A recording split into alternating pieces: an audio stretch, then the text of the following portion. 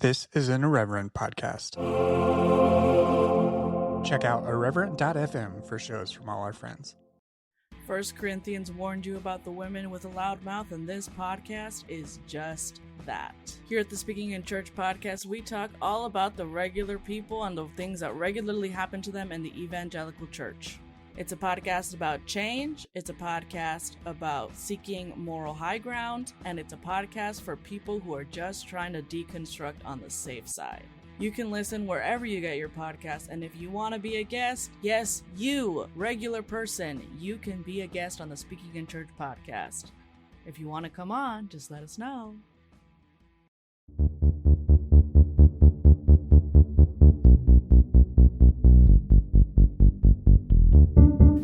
Hello and welcome to Evangelical, a show exploring the world inside and outside the evangelical subculture. I'm your host, Blake Chastain. Today, I'm happy to bring you this episode with Dr. Ryan Haupt. Ryan is a podcaster on the show Science, Sort of, and a frequent guest host on the comic book podcast iFanboy. iFanboy was one of the very first podcasts I ever listened to, and after a couple of random interactions on Twitter, Ryan and I were able to connect and talk back at the beginning of February. This conversation runs the gamut. We talk about Ryan's experience growing up in the church in West Virginia, about discovering science in college, and the particular grief that can come from a philosophical or faith shift. We also, of course, talk about comics. It's a great conversation, and I'm glad I get to share it with you today. Links to Ryan's shows are in the show notes. One note, we did have several production difficulties during this recording session because of a setting that kept forcing my computer to shut down. Thankfully, Ryan had a backup because he's a professional, and he had a backup of both of our tracks, and we were able to continue. My additional thanks are extended to Liz Nordenholt of Podcat Audio for her work in editing this episode in particular. Evangelical is a production of the Post-Evangelical Post. There's several ways you can support my work. The most direct way is to become a patron and or paid subscriber of my Substack, the Post-Evangelical Post. You can subscribe at $4, $6, or $8 a month, and you'll get ad-free podcast feeds as well as Discord access and subscriber-exclusive writing. There's also free tiers where you'll get my writing, show notes, etc., just none of the perks I mentioned above. You can find out more about that at postevangelicalpost.com. If you want to make a one-time donation or payment, you can do so via Venmo at postevpost. You can also follow the link in my show notes to buy books from my bookshop store at bookshop.org. Finally, you can also rate and review the show on Apple Podcasts or Spotify and just let others know about the show. You can follow me on Twitter at brchastain and on Instagram and TikTok at brchastain_. All right, let's get into it.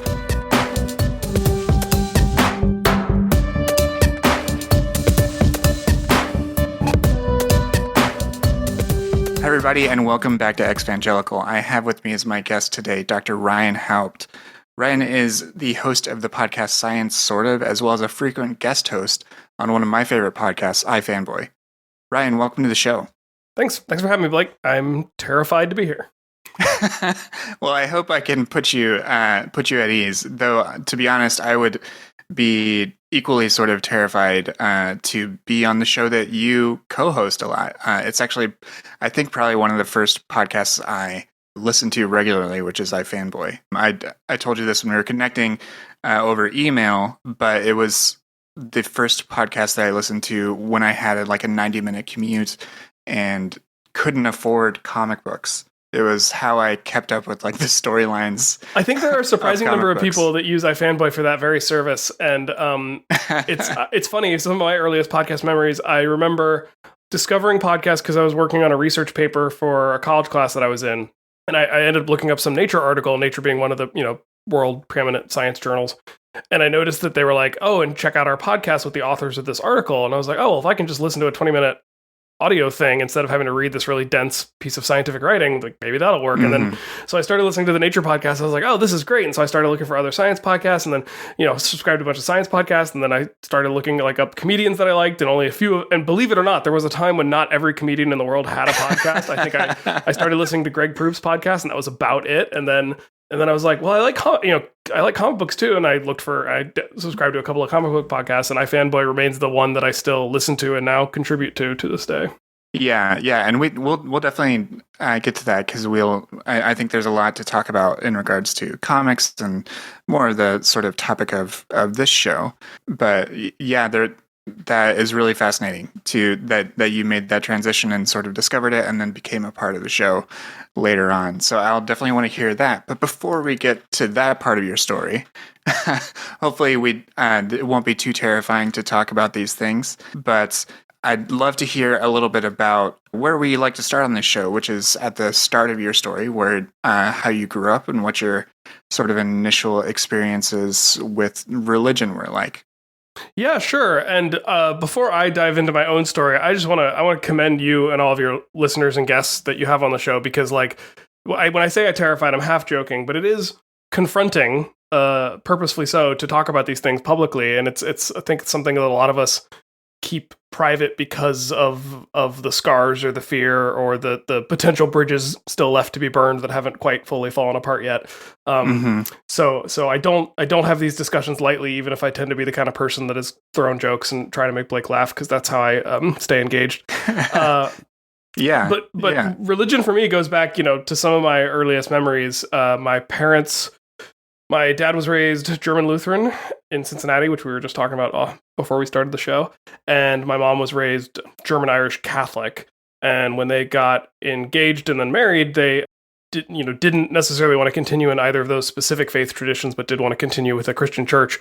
And they had a really hard time negotiating between the in-laws for how they were going to handle their marriage, because my dad was the first to get married out of his 3 brothers, and my mom was the oldest daughter and the first to get married on that side. And when my grandparents were growing up, my dad's side in particular, not only were they only allowed to date other German Lutherans, they were only allowed to date other Missouri Senate German Lutherans. They couldn't even leave the conference that they were in. So really strict protocols for dating and finding a partner. And they got lucky that they found each other and had a long and happy marriage. And then obviously my grandparents on my mom's sides were both Catholic too, and I have not talked with them as specifically about whether that was a requirement or just happened to work out, but they did meet at a Catholic university in Nebraska. Creighton, I think, is a Catholic university. So, and I think my other grandparents also went to a Lutheran college, so what are the odds, that you'd meet somebody at the college you went to that happened to also match with the requirements for who you're allowed to date.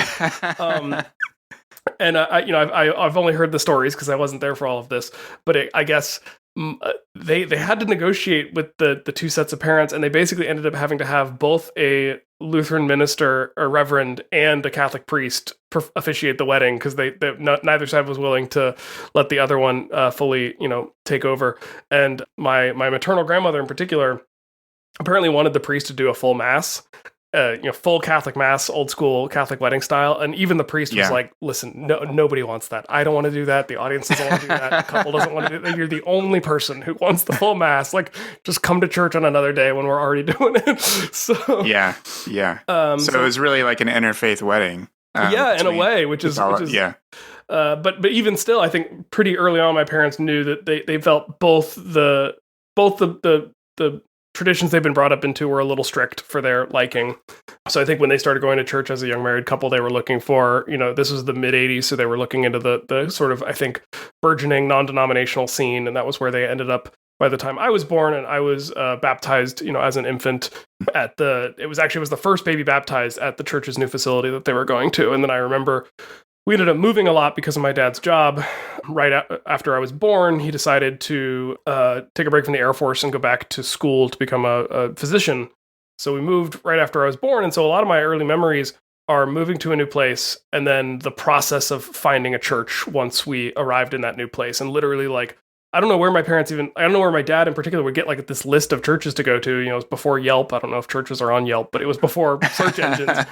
And so he would just have this list of churches, and we'd for the first couple of weeks, living anywhere new, we were just going to church, auditioning them out, seeing which one we liked, and kind of balancing, there. And a lot of these were non-denominational churches. There were a fair number of more loose Presbyterian, Methodist type stuff. We never went to any of the more stricter Protestant faiths in my memory. We were never hitting up like a Baptist place. But I do remember that process of just like, we'd go try out this new church. It was everything from like, were the people wearing a version of their Sunday best that was compatible with our version of Sunday best? You know, was it like a little bit more than a jeans and t-shirt vibe?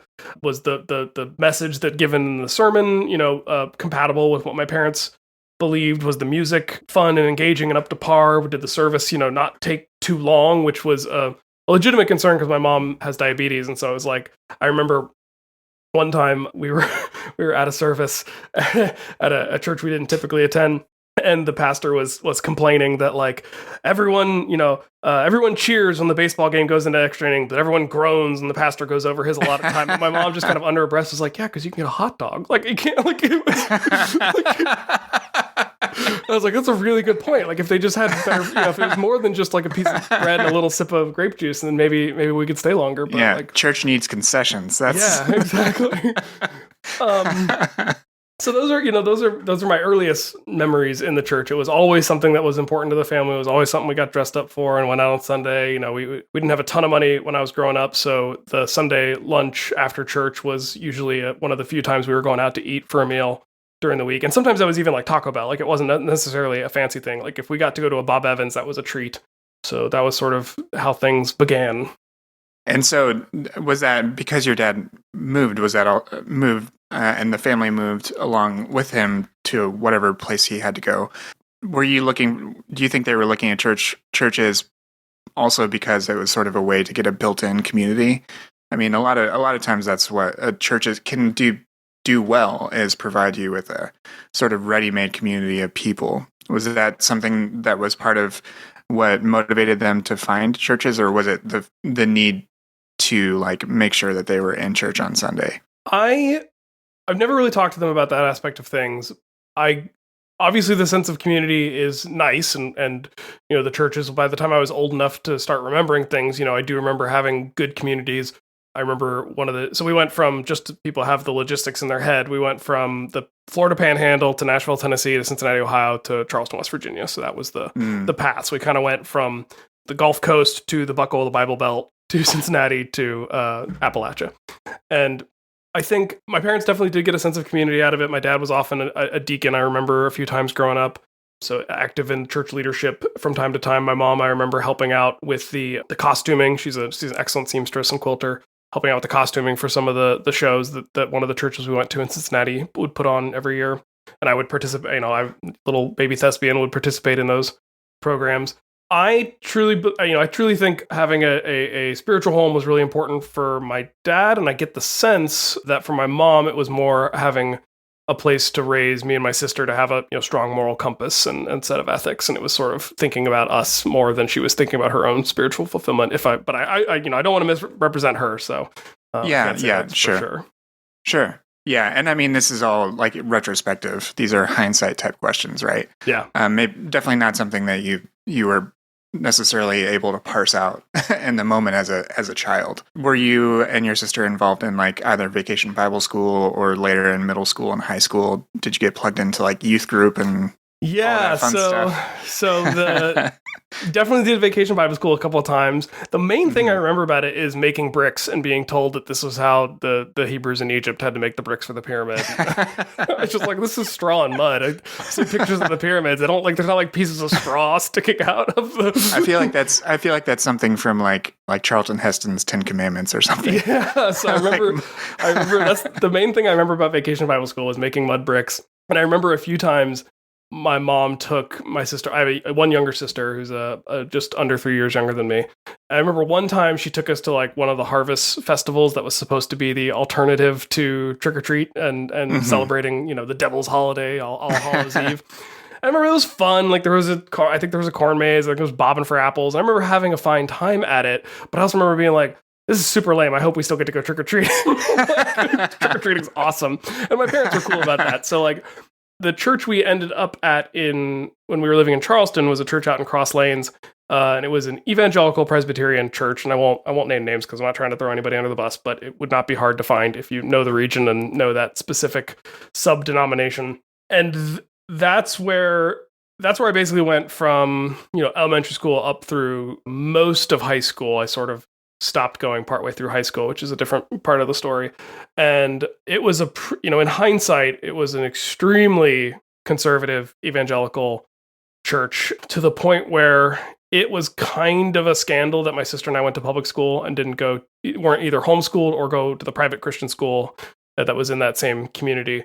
And my parents always had the attitude of just like, look, like the even though the Bible says be not of the world, like our kids still have to live in this world. And their attitude was always like, we've raised our kids to be strong enough in themselves and their faith that they can exist in a place that's not explicitly Christian and still be exemplars for what we all believe in. So we're fine sending them to the public school that's, a really well-regarded, well-renowned public school. So I remember that being like one of the earliest issues where my parents pushed back against some of the more conservative leanings of this particular church. We still kept going, but I started seeing the cracks, at that point, and that was interesting. And then I did, for a time, get involved in their youth group, and that was when things started to really take a turn for me personally. Yeah, if you don't, can we just start to talk about that, or should we, is there anything else? I just think it was a really the youth group. Well, okay, so I remember in particular there was a moment, when we were all like hitting puberty,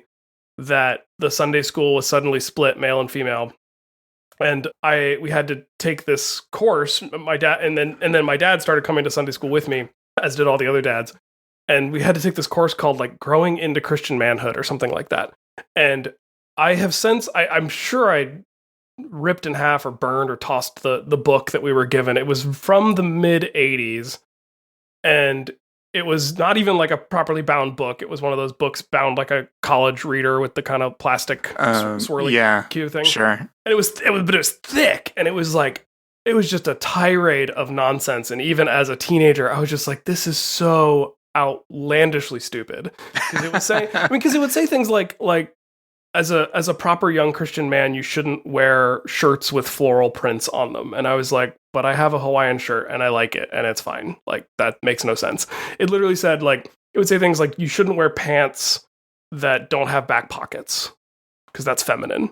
You shouldn't listen to rock music. Obviously, they could not, this church had zero tolerance for secular entertainment in terms of music or movies or comic books, which were brought up often at the pulpit as being a source of sin and temptation. Really? Mm-hmm. In the 80s and 90s. And this would have been late 90s, early aughts is where they okay. So Harry Potter was becoming the yeah. I mean, yeah, maybe they saw some like Spawn, Jim Lee, I think, probably or Spawn, like image like Gen 13 type. I think some of that more alluring to teenage boys type comics that Wildstorm and Image were putting out for a while were probably what set them off.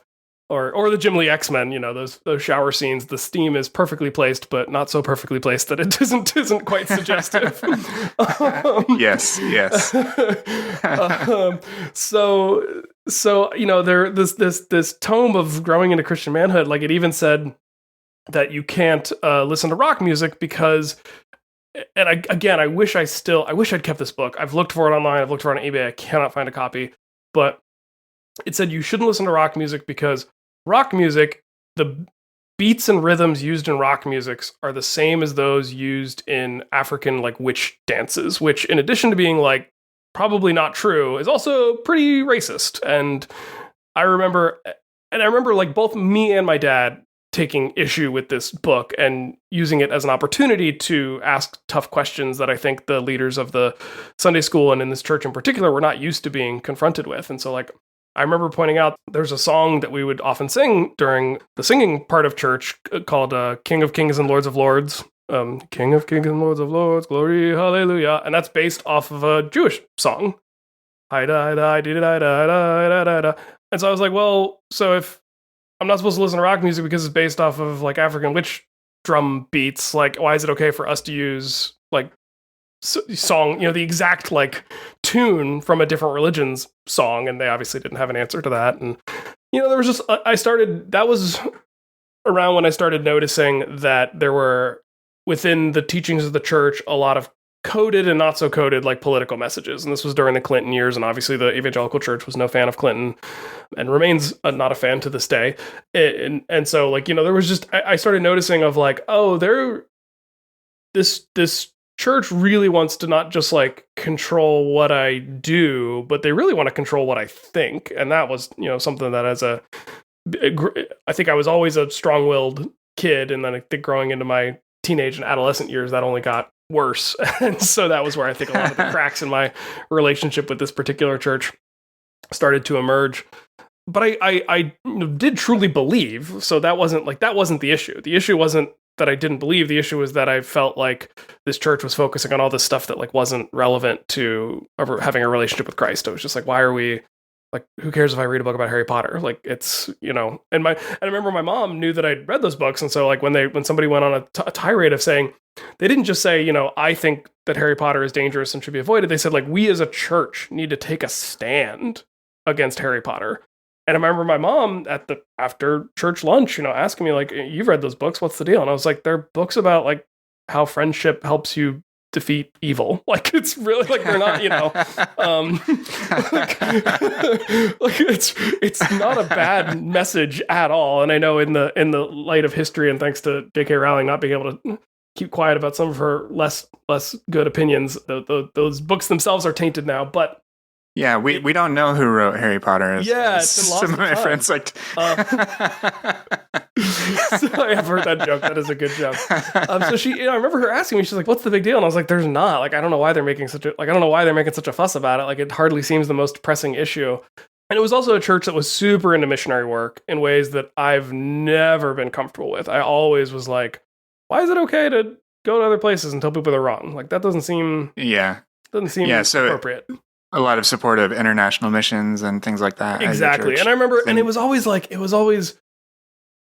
talked about with such a reverence of just like, this man felt so compelled to serve God that he took his entire family to a place where you can get killed for being a Christian. I was like, maybe you should have left the family home. Like that kind of seems like a not cool thing to do to your kids, Like why are they tagging along? Yeah. Like, if you need to, I mean, that's, there's an argument to be made that that's like one of the reasons the Catholic Church enforces celibacy amongst their priesthood is because like being a priest at the time was a dangerous thing. And like, so you shouldn't have a family because it was a liability, like a superhero in the comic books. I'll just keep throwing in little comic book as we talk. Yeah. So I remember never being super comfortable with that, especially because like, this is Southern West Virginia. This is the Kanawha Valley. Like there are a lot of people, because the retort was always, well, they go and they help, they go and they build a school, they go and they dig a well. So it's not just preaching the gospel, like they're helping these communities. And I was like, there's a lot of people who don't have good, clean water to drink here. Like why you got to go somewhere else? Like stay home, get the work done here first. I believe there's something about removing the log from your own eye before taking the speck out of someone else's. So I just didn't understand it seemed, as a person who's always been a performer, I enjoy performance. I enjoy both, going and seeing shows and performing myself. I think I sensed early on that it just felt very performative, the way that they were doing the mission work in a way that I just thought was kind of gross. So those where I started having issues was them telling me my school was bad when I thought my school was fine, them telling me the comic books I read were bad when I thought they were fine, them telling me the music I listened to was bad when I thought it was fine. But I believed enough, and I wanted to be a good Christian. I wanted to do my part, play the role. So I did start going to the youth group when I was a teenager, and it was fine. I was also doing Boy Scouts at the time. So like Boy Scouts, I really enjoyed because you would literally go and, you'd get to either like talk to somebody who worked for the FBI and like learn about what it's like to be an FBI agent or you'd have like some cool activity where you're like earning a merit badge, and then you'd get to end the night like playing dodgeball with your friends in the church gym. And I started going to youth group, and it was like much more intense on the let's talk about Jesus and let's talk about like how you should feel bad about everything about being a teenager. And that was where I was just I started having a lot of frustrations. I still did really believe in everything. Like I wanted a relationship with Christ. I wanted to be a good Christian. I was truly faithful in that sense. And so that the fact that I was feeling this disconnect, I don't think it was frustrating, but it was the sort of thing where I was like, well, there's got to be something going on if like I'm constantly disagreeing with the church that I'm going to. And I had good friends who went to other churches that were more traditional Presbyterian, who sort of had that sort of faith structure that is a little more open, is a little bit more, we agree on some fundamentals, but as long as we all agree on the fundamentals, a lot of it's up for discussion and interpretation. But even given all that, I wanted to plug into this church as best I could, because I did have, a community of friends and people I liked there. So I did start trying to go to the youth group, and that ended up being a really really kind of awful experience. I felt like I got along with everybody and didn't have any issues with anybody, and yet somehow I felt like one of the main messages of the youth group was like, you're a teenage boy, therefore you can't be trusted because you have hormones and you should feel terrible. Like, how dare you? How dare you have hormones and be attracted to other people? And of course in their minds it could only be other young women. Like, I couldn't possibly be, if I was attracted to somebody who wasn't a young woman, even more scandalous. And I remember there were like some really cute girls in the youth group that I totally was crushing on and would have loved to like get to know better. But it was just so, anytime you even try to talk to a girl, they were so suspicious of your intentions and so judgmental about what you were trying to like. They treated you like you'd already done something wrong. And I remember in hindsight thinking like, now hang on a second, like this is a church that's constantly saying it's not okay to be gay. It's not okay to be gay. Like, you can't, don't ever be gay. Whatever you do, don't be gay. This is before, people were even talking about trans issues. So that wasn't even on the table. And so I remember getting really confused because I was just like, well, I don't think I'm gay. I'm pretty sure I'm attracted to these girls in the youth group, but like, I'm not supposed to want that either. Like, what am I supposed to want here? Like, I'm not allowed to like boys. I'm not allowed to like girls. If I do like girls, like I'm still in trouble, but I'm also like supposed to make sure I like somehow get a wife and get her pregnant as soon as humanly possible. And I'm like, I don't like, what is the, and maybe this is like my scientific brain coming online here, but I'm just like, what's the process? Like, what is the procedure you want me to follow here that would be appropriate to you? Because I feel like I literally can't do anything without being given a hard time for it. And it all sort of culminated at a youth retreat that I decided to go on, even though I was having, mixed feelings about the youth group. I thought, okay, I'll go on this retreat. The retreat will be good. We'll get out in the woods. We'll sit around the bonfire. Like, that'll be good. I remember the retreat. I can't. It was some campground. It must have been in West Virginia. I can't remember where though. I think it was a dedicated like Christian campground.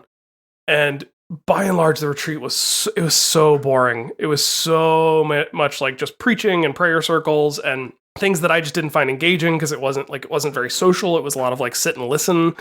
I remember at one point literally nodding off to sleep during one of the whatever it was and getting yelled at and just being like, no, I'm not nodding off to sleep. I'm praying. Leave me alone. I'm praying. Like, this is how I look when I pray. And so I wasn't having a good time on the retreat, but I was trying to make the best of it. One of the girls that I totally had a crush on was also on the retreat, and we did bonfire night, which was like a not long walk, but it was an unlit walk from the lodge where we were all I think we had like a lodge and then like separate boys cabins and girls cabins. And so the fire pit area was a long enough walk that in the dark it was a walk. And I remember she was we were sitting around the campfire, and she was like wrapped up in a blanket, and we were chatting, and she said, okay, well, I'm tired, I'm gonna head back to the cabin. And I said, oh, I'm happy to walk you up to the lodge. And like truly to the I would swear under oath, had no ill intentions of anything, but I just was enjoying my conversation, enjoying getting to know her, wanted to walk her back to the lodge. And I remember the youth pastor like leaning over to one of the other adult chaperones and basically just being like, follow them. And like, so this like fully adult man is like lurking in the darkness behind these two teenagers who are just walking back to a lodge together. In a way, I was just like, this is weird. This is bizarre. Like, this is not an appropriate way to handle like a group of teenagers that are under your supervision. And I just remember it felt icky. I was just like, oh, that was just gross. Like, why'd you do that? Like, I even confronted him about it later. I was like, what was your problem, man? What were you doing? I confronted the youth pastor, not the guy he'd sent to follow us. And he literally was like, yeah, I don't trust you. I don't trust your intentions. And I was like, all right, well, that's dumb. And I didn't have words for purity culture back then, like that. Oh yeah, we didn't have it then. So I didn't recognize that this is what was happening. I was just confused and frustrated and felt like I wasn't getting any good answers. But within the context of that youth group retreat, escalated from there. And on one of the following subsequent nights to that incident with the girl, and this is something I guess I didn't talk about when it happened and since, and like this is something my parents only found out about within the last year and were kind of horrified. But a bunch of the guys in the youth group jumped me one of the following nights and beat the crap out of me. Oh my gosh. Back down by the fire pit where I'd been talking to the girl. And like, I don't know if I doubt it was directed at me. It might have just been coincidental that I'd had this, kind of run in with the youth minister, but it was like 4 or 5 guys. I wasn't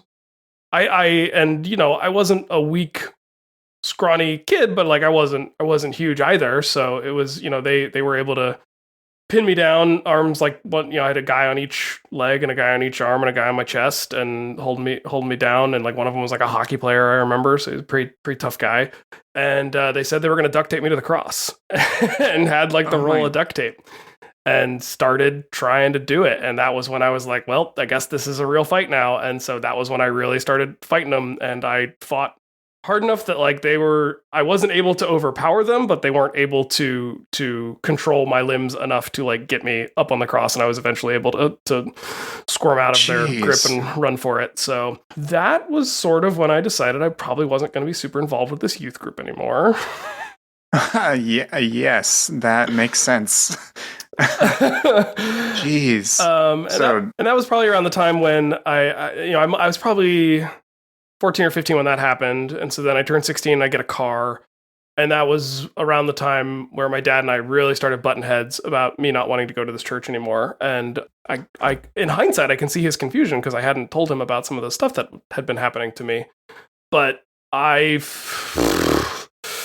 said some probably unkind things to him at the time, being a jerk teenage kid. And the eventual understanding we came to was that I was allowed not to go to that church, but I was expected to go to a church, which ended up being a fine arrangement for me because the town I grew up in, Charleston, West Virginia, you could play basketball for your school if you wanted, but then you would end up playing basketball against schools from around the state, and you would be traveling a bunch, and it was super intense and competitive. So instead, there was actually a church league for basketball.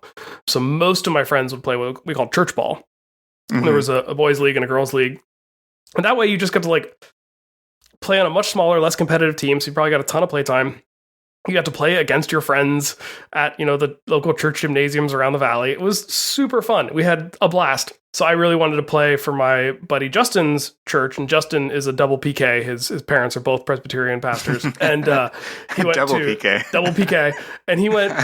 They were the pastors at, it's called Bream Memorial Presbyterian Church over in the west side of Charleston, across the Elk River, and so we were the Bream team instead of the Dream team. This was we were not very good, but it had a mandatory attendance requirement. You had to attend church at least twice every month, so half the Sundays of the month to be eligible to play. So that was the arrangement with my dad ended up working out fine because I had my own car. I could drive myself to church, and the youth pastor there who did the youth Sunday school was somebody I really connected with and thought had a much more intellectual take on the Bible than the what I'd been getting from the previous church, and wasn't nearly as judgmental about everything. And so I just connected with the youth group better. I really enjoyed playing on the basketball team. I really enjoyed getting to spend time with my buddy Justin and his parents, who I got close to. So that was how I basically ended out high school. And then because I was the surly teenager that, had made this arrangement with my dad, I, of course, the other 2 Sundays where I didn't necessarily have to go to Bream, I would go to the mosque with my friend who had invited me and celebrate Eid at the mosque. And that was, we're now in post 9/11 territory. And I was really flattered that my friend Umbar had invited me to go to the mosque and celebrate Eid. And I didn't know about Eid, and it's the holiday that celebrates Abraham not slaughtering his own son, Isaac. Good thing to celebrate, I guess, because Isaac lived. But I remember wow, this is an event I know about from my own reading of the Bible, but I didn't know this was a holiday you could celebrate. And it's a holiday that gives you baklava? Hell yeah, I'm in. And then my Mormon buddy invited me to go to the Mormon church. So I started going to the Mormon church. And then I think my dad caught me Googling the nearest snake handling church and was like, Ryan, you've got to stop. You cannot, when we said you had to go to a church, you cannot go to the snake handling church. So that was sort of where that exploration ended. But yeah, that was sort of how I finished out high school, was going to this much more liberal, intellectual, academic Presbyterian church, having kind of escaped the really hardcore conservative evangelical duct tape you to the cross style. Yeah. Church. Yeah, that's a much more manageable type of experience than being forcibly duct taped to a cross. Yeah. Jeez Louise, that is an unbelievable. They must have gotten the idea from Smallville. Didn't that happen in an episode of Smallville to Tom Welling's character? there's a chance I totally missed the Smallville bandwagon. So yeah, I don't know if it was because like CW or whatever the channel was called at the time, WB or UPN kept changing. I just missed Smallville entirely. So that, but was this you have like alluded to the fact that you were interested in like maintaining a type of faith, but just not the one that was being modeled for you. One that was sort of not tied to this conservative Christian masculinity, that type of bullshit that a lot of people have had to untangle. Yeah, I think, and I think part of that comes down to being a theater kid, right? Like I was doing plays, and like you don't have to learn much about the history of theater to know that like men dressing up in drag and or just playing female characters is like a long and storied part of the theater tradition. So I don't know, for it just even as a teenager, it wasn't scanning. It didn't make sense to me.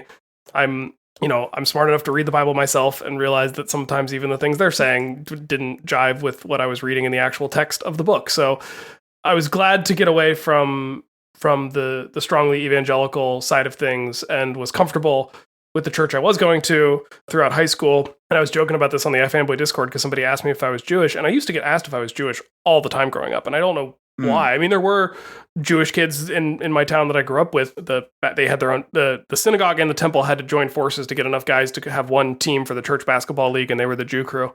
And which is, I apologize if that's not appropriate to say, but that's what we were, the Bream team, and they were that.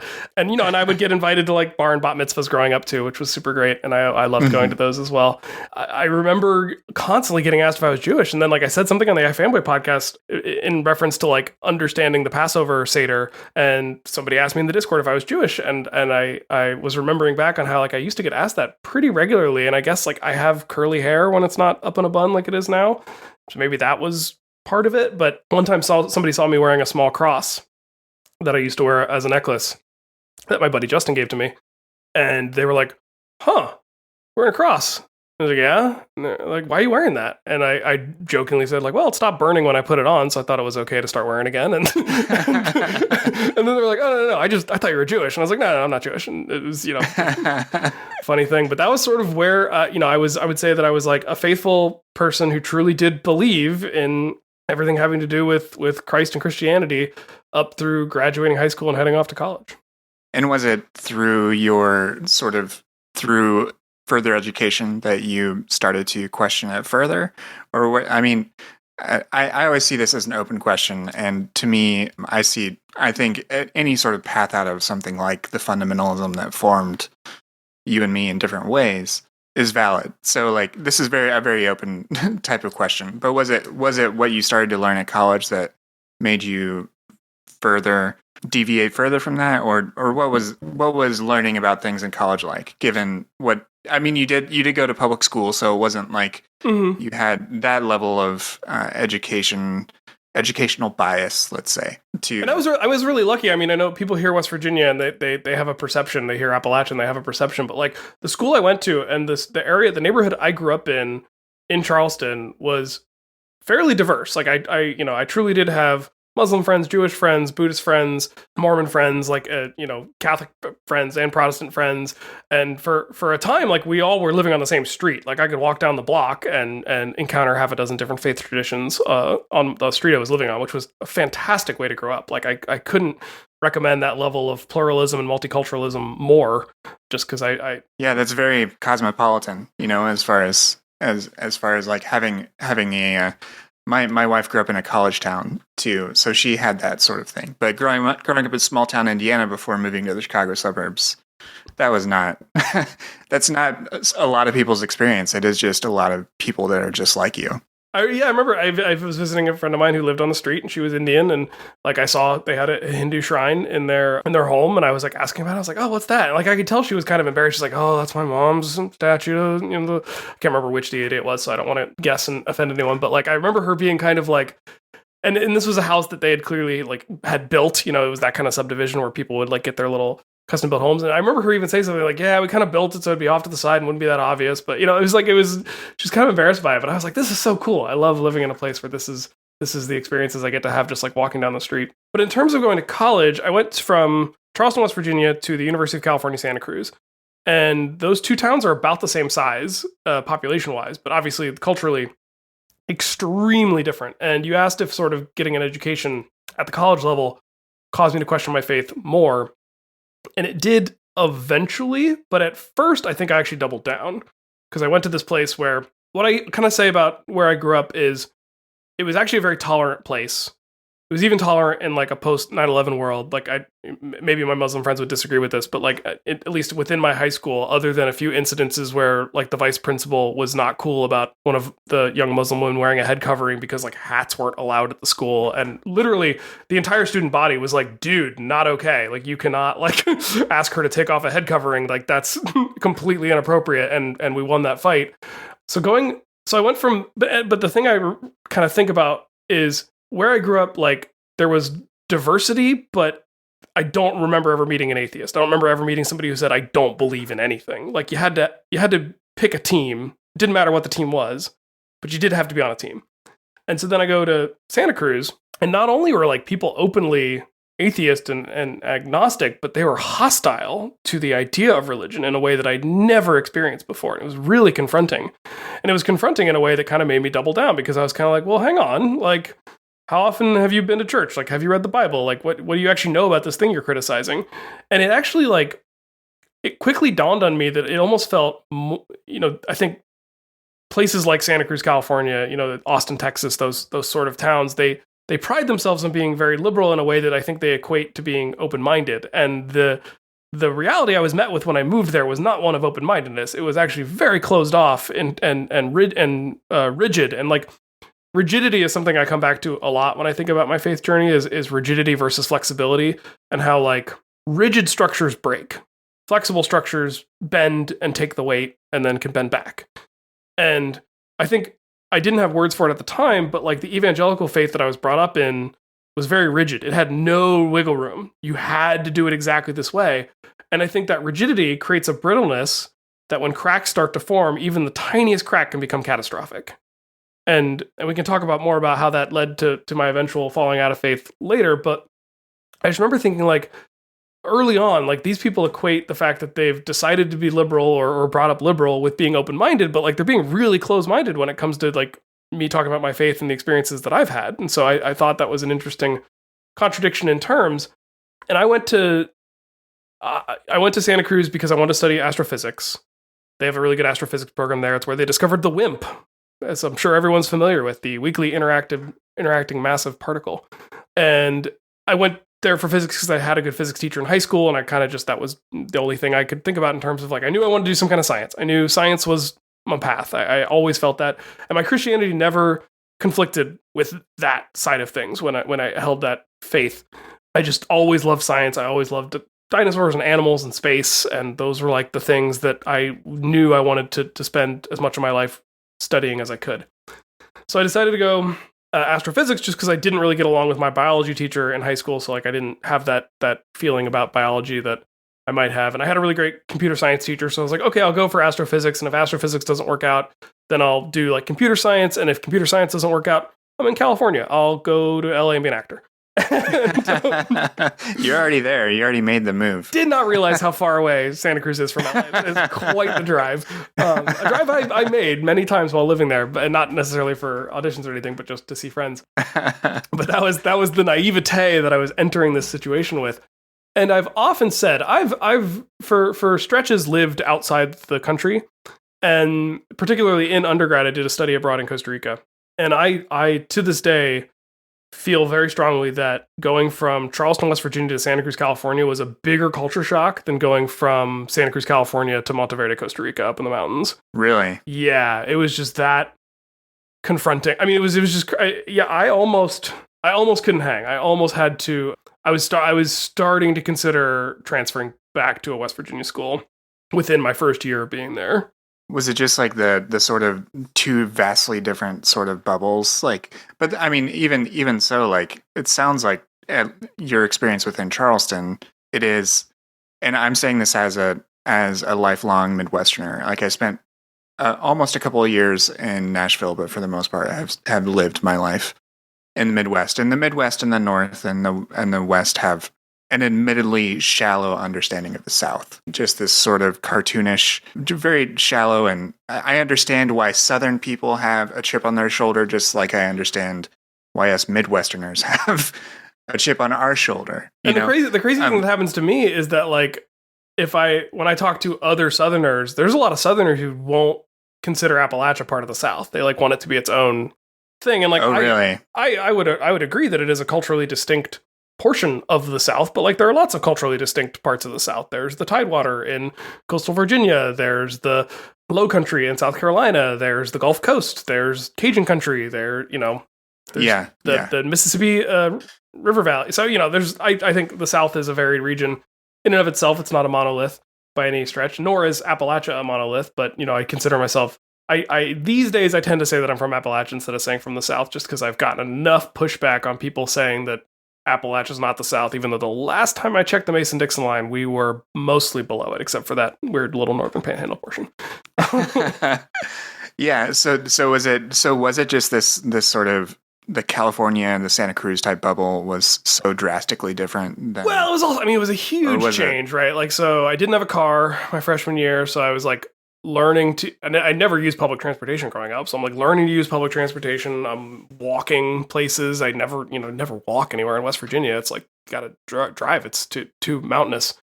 And then just like when I was in high school, which was the early aughts, I graduated high school in 2004. We were in West Virginia, we were in a place where there were teachers at our school who were gay and open about it. And there were people in the community, like the guy who cut my hair in high school was openly gay. And there were students in my class that everybody suspected or more or less knew were gay, but at least within the student body, nobody was out. Like it was too early in the culture for a student to be out. And it was kind of a known thing of like, once you got to college, you could come out and it would be fine. So to go from that situation in high school to a place like Santa Cruz, where like the culture there was definitely ahead of where we were at. And there were plenty of, obviously nobody was doing it to be confrontational, but I felt confronted by just how open people were with just like, no, I'm bi, no, I'm gay, no, I'm what, and I just was like, I'm not used to this. This is a lot for me. And I just, right, sort of overwhelming, like the type of the information that was coming at you. And the UC system is like, it's made to serve California students. Like there's very few out-of-state kids. So there's like, when I was at Santa Cruz, there was 5% out-of-state students. So I was probably the only West Virginian on campus. I'd heard of one girl from Charleston who'd gone to Santa Cruz before me, but we didn't overlap. So like I knew one person who'd been before, but that was it.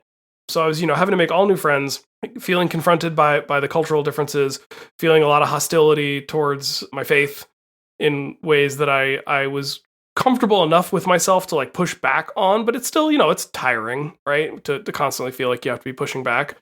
And just like little things that today are almost laughable. I went to the dining hall and there was this one guy that he was in like my friend group, and I just didn't get along with him. Found him very off-putting. And I remember he was the only one of my friend group when I went to the dining hall that day. So I sat at the table with him and I was like, hey man, how's it going? And he looked at the tray of food I had and he goes, is that even organic? And me coming from West Virginia, I had taken chemistry. So I was like, I know the technical definition of organic in my head. I'm thinking like this is all racing through my brain. And I'm just like, what I said was, well, it's food. Like it has to be. Like you can't eat inorganic chemicals. Like I would die. And then he goes, that's not what I meant. I meant like, was it, and he explained to me what organic food meant. Like that's how babe in the woods I was about all this stuff.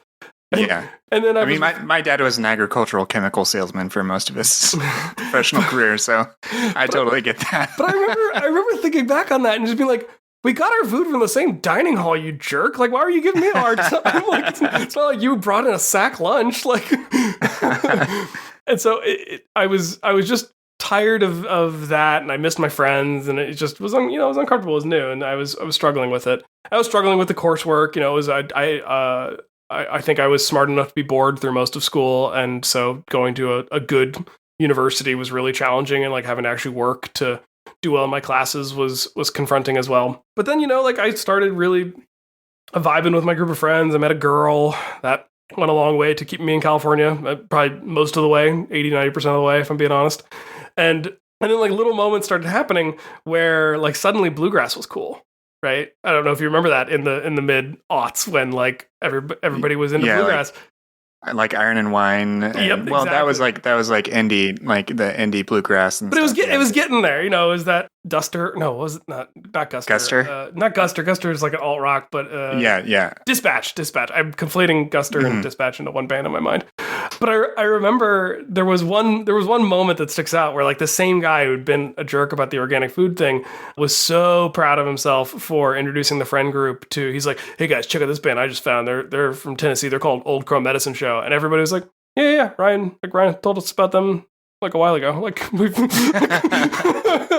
so it's like the fact that I was already into Old Crow. So I started like finding my groove, finding my niche at Santa Cruz, and then my third quarter, it's on the quarter system at Santa Cruz, I took a course called The Natural History and Evolution of Dinosaurs, and literally changed my life because coming from West Virginia, I mentioned I didn't have a good relationship with my biology teacher, so I didn't take like AP Bio or anything like that. I took a couple other AP classes, but I'd literally never been taught evolution. I'd only been taught creationism and intelligent design, and so like I was at this R1 university, one of the top 100 universities in the country, as a creationist just because I didn't know. I didn't know any better. Literally no one had ever told me a different story. And I took this dinosaur class because I was getting burnt out on all the physics and calculus I was having to do. And I thought, all right, well, dinosaurs, that could be cool. And it just completely reignited a love for fossils that I had since I was a kid, but had forgotten about. And then it also started describing this thing called evolution to me. And I was like, man, this makes a lot of sense. Like the way that the way that they take the ceratopsians and the way they branch off from the marginocephalia and the pachycephalosaurids, and like it all connects, and like you can really see that there's these little gradual changes that happen.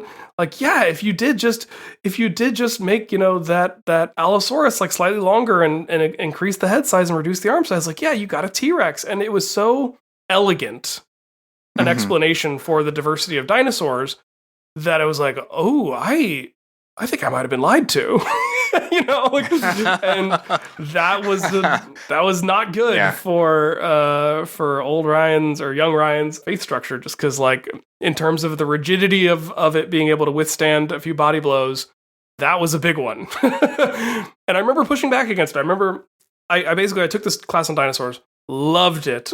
Suffered only one head injury during the course, pretending to be a Pachycephalosaurus, which are the headbutting dinosaurs.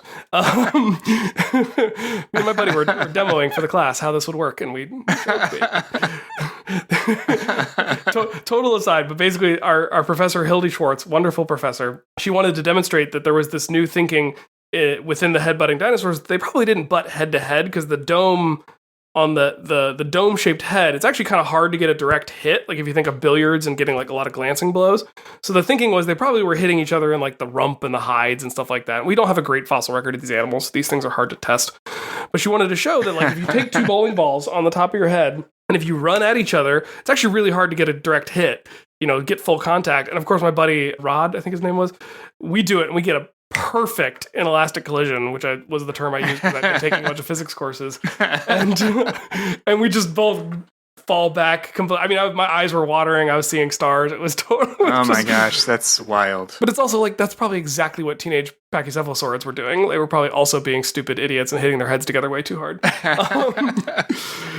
So maybe my life's course changed because of the hitting my head with a bowling ball, but I like to believe it changed because my eyes were open to the elegance and wonder of evolution, which I still to this day think is just one of the most beautiful systems that I've ever been taught. And it's like, to this day, it's hard for me not to look at any other organized system of information that exists in the universe and not see it through this lens of like the way things tend to evolve in increasing complexity and stasis and divergence and convergence and parallelisms over time. So, to me, it's like it truly was a life-changing theory to learn.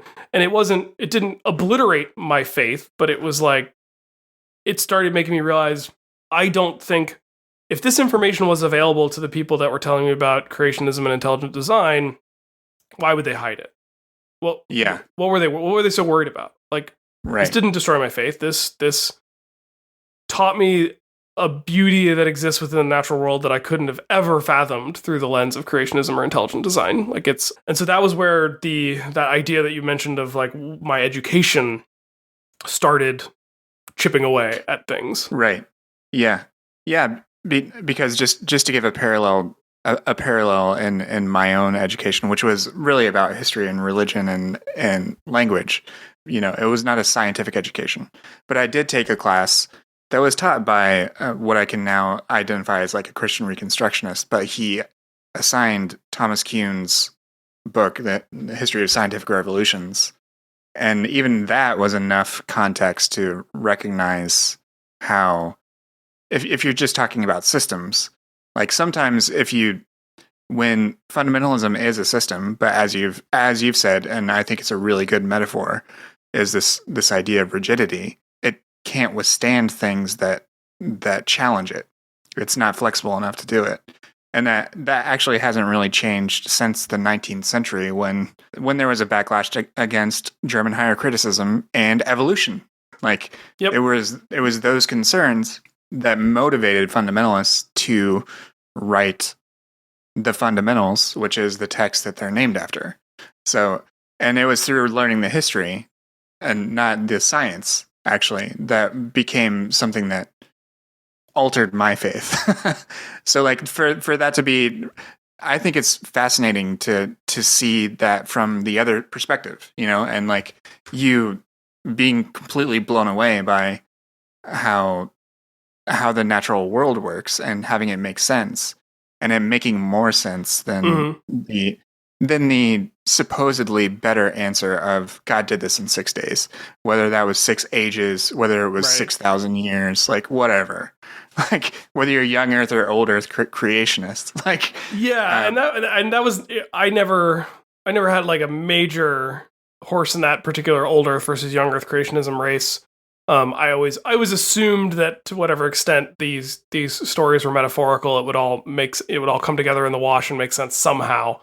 So that was never something I felt particularly strongly about. But I don't know if you've talked about this on the show, but like Darwin knew he was gonna stir the pot in a big way when he was coming up with his ideas of natural selection or evolution by means of natural selection. So he sat on his ideas for decades because he knew once he put it out there, people were going to be real mad. I think, I'm sure he was aware of what Galileo went through, right? Yeah. Oh, for sure. And it actually wasn't until a different British naturalist named Alfred Russel Wallace wrote Darwin a letter saying like, hey, Darwin, I know you've been, because Darwin, like, he came from enough money that he never was a professor or anything. He literally just lived on his estate and did his little experiments by himself and went on long walks and wrote his papers, corresponded with his friends. Sounds kind of awesome, especially in like COVID land, just to have an estate with a greenhouse and a garden and walking grounds. And this is all after he'd done his voyage on the Beagle. And in his voyage on the Beagle, like I think people also underestimate the amount of geology that Darwin was interested in. Like he was looking at the rock formations from the ship as they were going around the coast of South America. He was collecting fossils that they still have at his estate in Down England.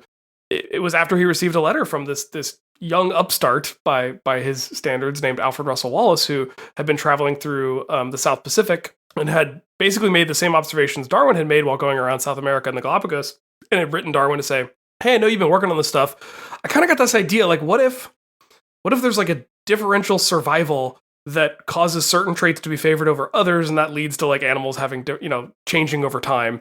And Darwin was like, oh crap, okay, well I guess I gotta publish now because like somebody else has made the same observation. And they actually submitted their papers to the same scientific society, and they were read the way scientific journals used to distribute things, or scientific papers used to get distributed, is you'd submit it and the paper would be read at a meeting, because it was expensive to print and send out papers to everyone who would want a copy. So they would read it aloud at this meeting, and then eventually it would get published in a volume. So reading it was considered the official publication date for that paper. And so they actually read both their papers at the same meeting of this some society in London. But they read Darwin's first as sort of a acknowledgement that, like, we all know you've been working on this for 20 years and that we're only doing this now because Wallace came along and had the same idea.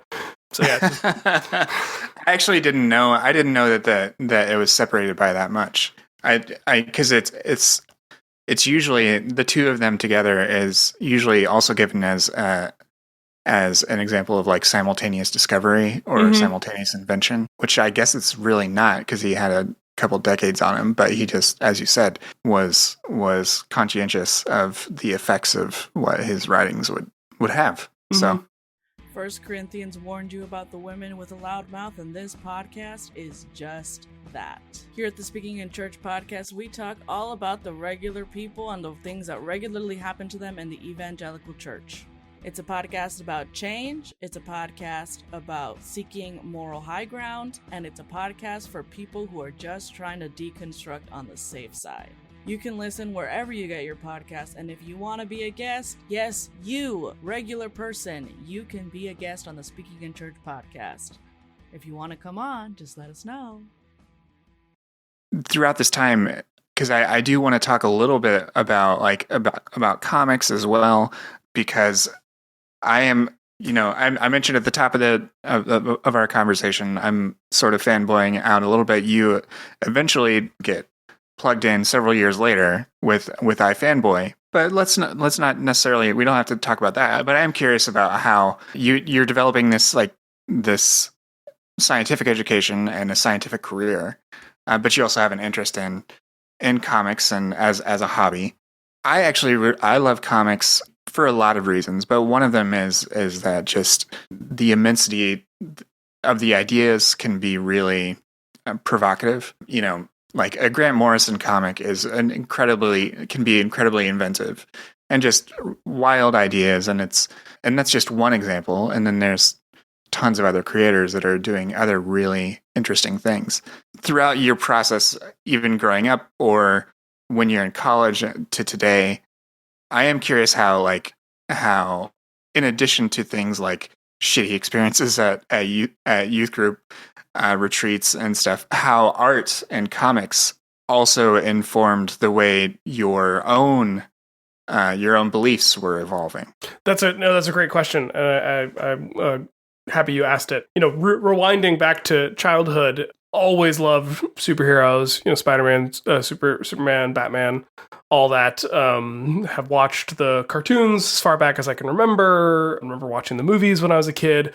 I would even extend that to something like Star Wars. I remember watching the Star Wars movies and the Back to the Future movies. So pop culture was always kind of a thing. It was something I remember my mom and I kind of sharing of her showing me something like Back to the Future. And I remember again, that getting back to the idea of wanting to make sure I had a moral upbringing, being like, okay, now Marty McFly says some words that you're not allowed to say in this movie, but it's still a really good movie, and let's sit down and watch Back to the Future. And I was like, yeah, that's awesome. The 1960s Batman movie with Adam West and Burt Ward. Oh, I mean, I think that was one we recorded off of the using the VHS when it was HBO's free week. They used to do those weeks where it was free for the plebs. Yep. So watching the hell out of that Batman tape, loved it. Some days you just can't get rid of a bomb. And I didn't have enough money to collect comics as a kid, but every once in a while the bookstore would have a pack of just single issues that you could grab for $5, and it was just a complete grab bag. Those are some of my earliest comic memories. And then in high school, the Mormon buddy that I mentioned, Dan, is an excellent artist. And I remember getting really into drawing because I was trying to keep up with him. This really, just immense talent. And gets back to the physics teacher that I mentioned really liking. My physics teacher was named Bill Summers. He was known around school as Wild Bill because he was just kind of a very big personality. He would come in one morning and just take a free weight and duct tape it to the wall and just be like, force. And then he would flip it, and then he would flip a desk and be like, force. And that's how he would teach physics. And it was amazing. So just a certain kind of guy and a good old boy in the truest sense of the word. And Dan and I were not particularly gifted physics students relative to some of the other friends I had in that class. But I think I was expected to try. And so I remember there was one time where it was free lab and we were supposed to be catching up on lab work that we'd missed out on. And instead Dan was sketching a Grendel or something. And Grendel, eater of mans. And I was sketching too, but my sketches weren't nearly as good. And Bill came up to me. I said, Ryan, because in Appalachian English, my name is one syllable for those who weren't aware. It's Ryan. Ryan, get back to work. And I said, why are you yelling at me, Bill? Dan's not working either. And he just leans in close to me and goes, Dan does not have to work. Dan is an artiste.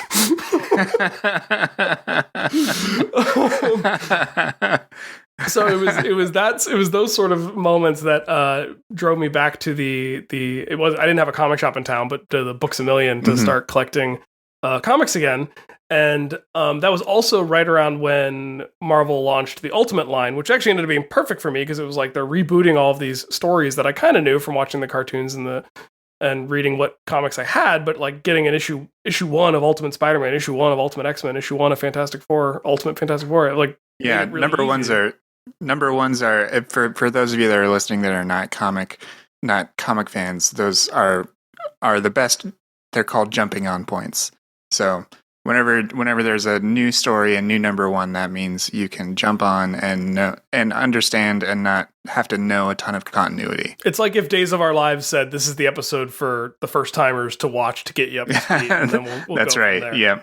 Yeah. Because and I think the thing that I told myself I was getting them for the art, that was also when John Romita Jr. was on his Spider-Man run with J. Michael Straczynski, and I remember just like trying to redraw those pages over and over and over again. Because I loved that run. I actually love that run because of, I know that run gets a lot of hate because it introduced the Spider Totem, and actually, like I always listen to it to iFanboy, and like they do not like that that run because it introduces that and tries to force a legacy or some supernatural thing.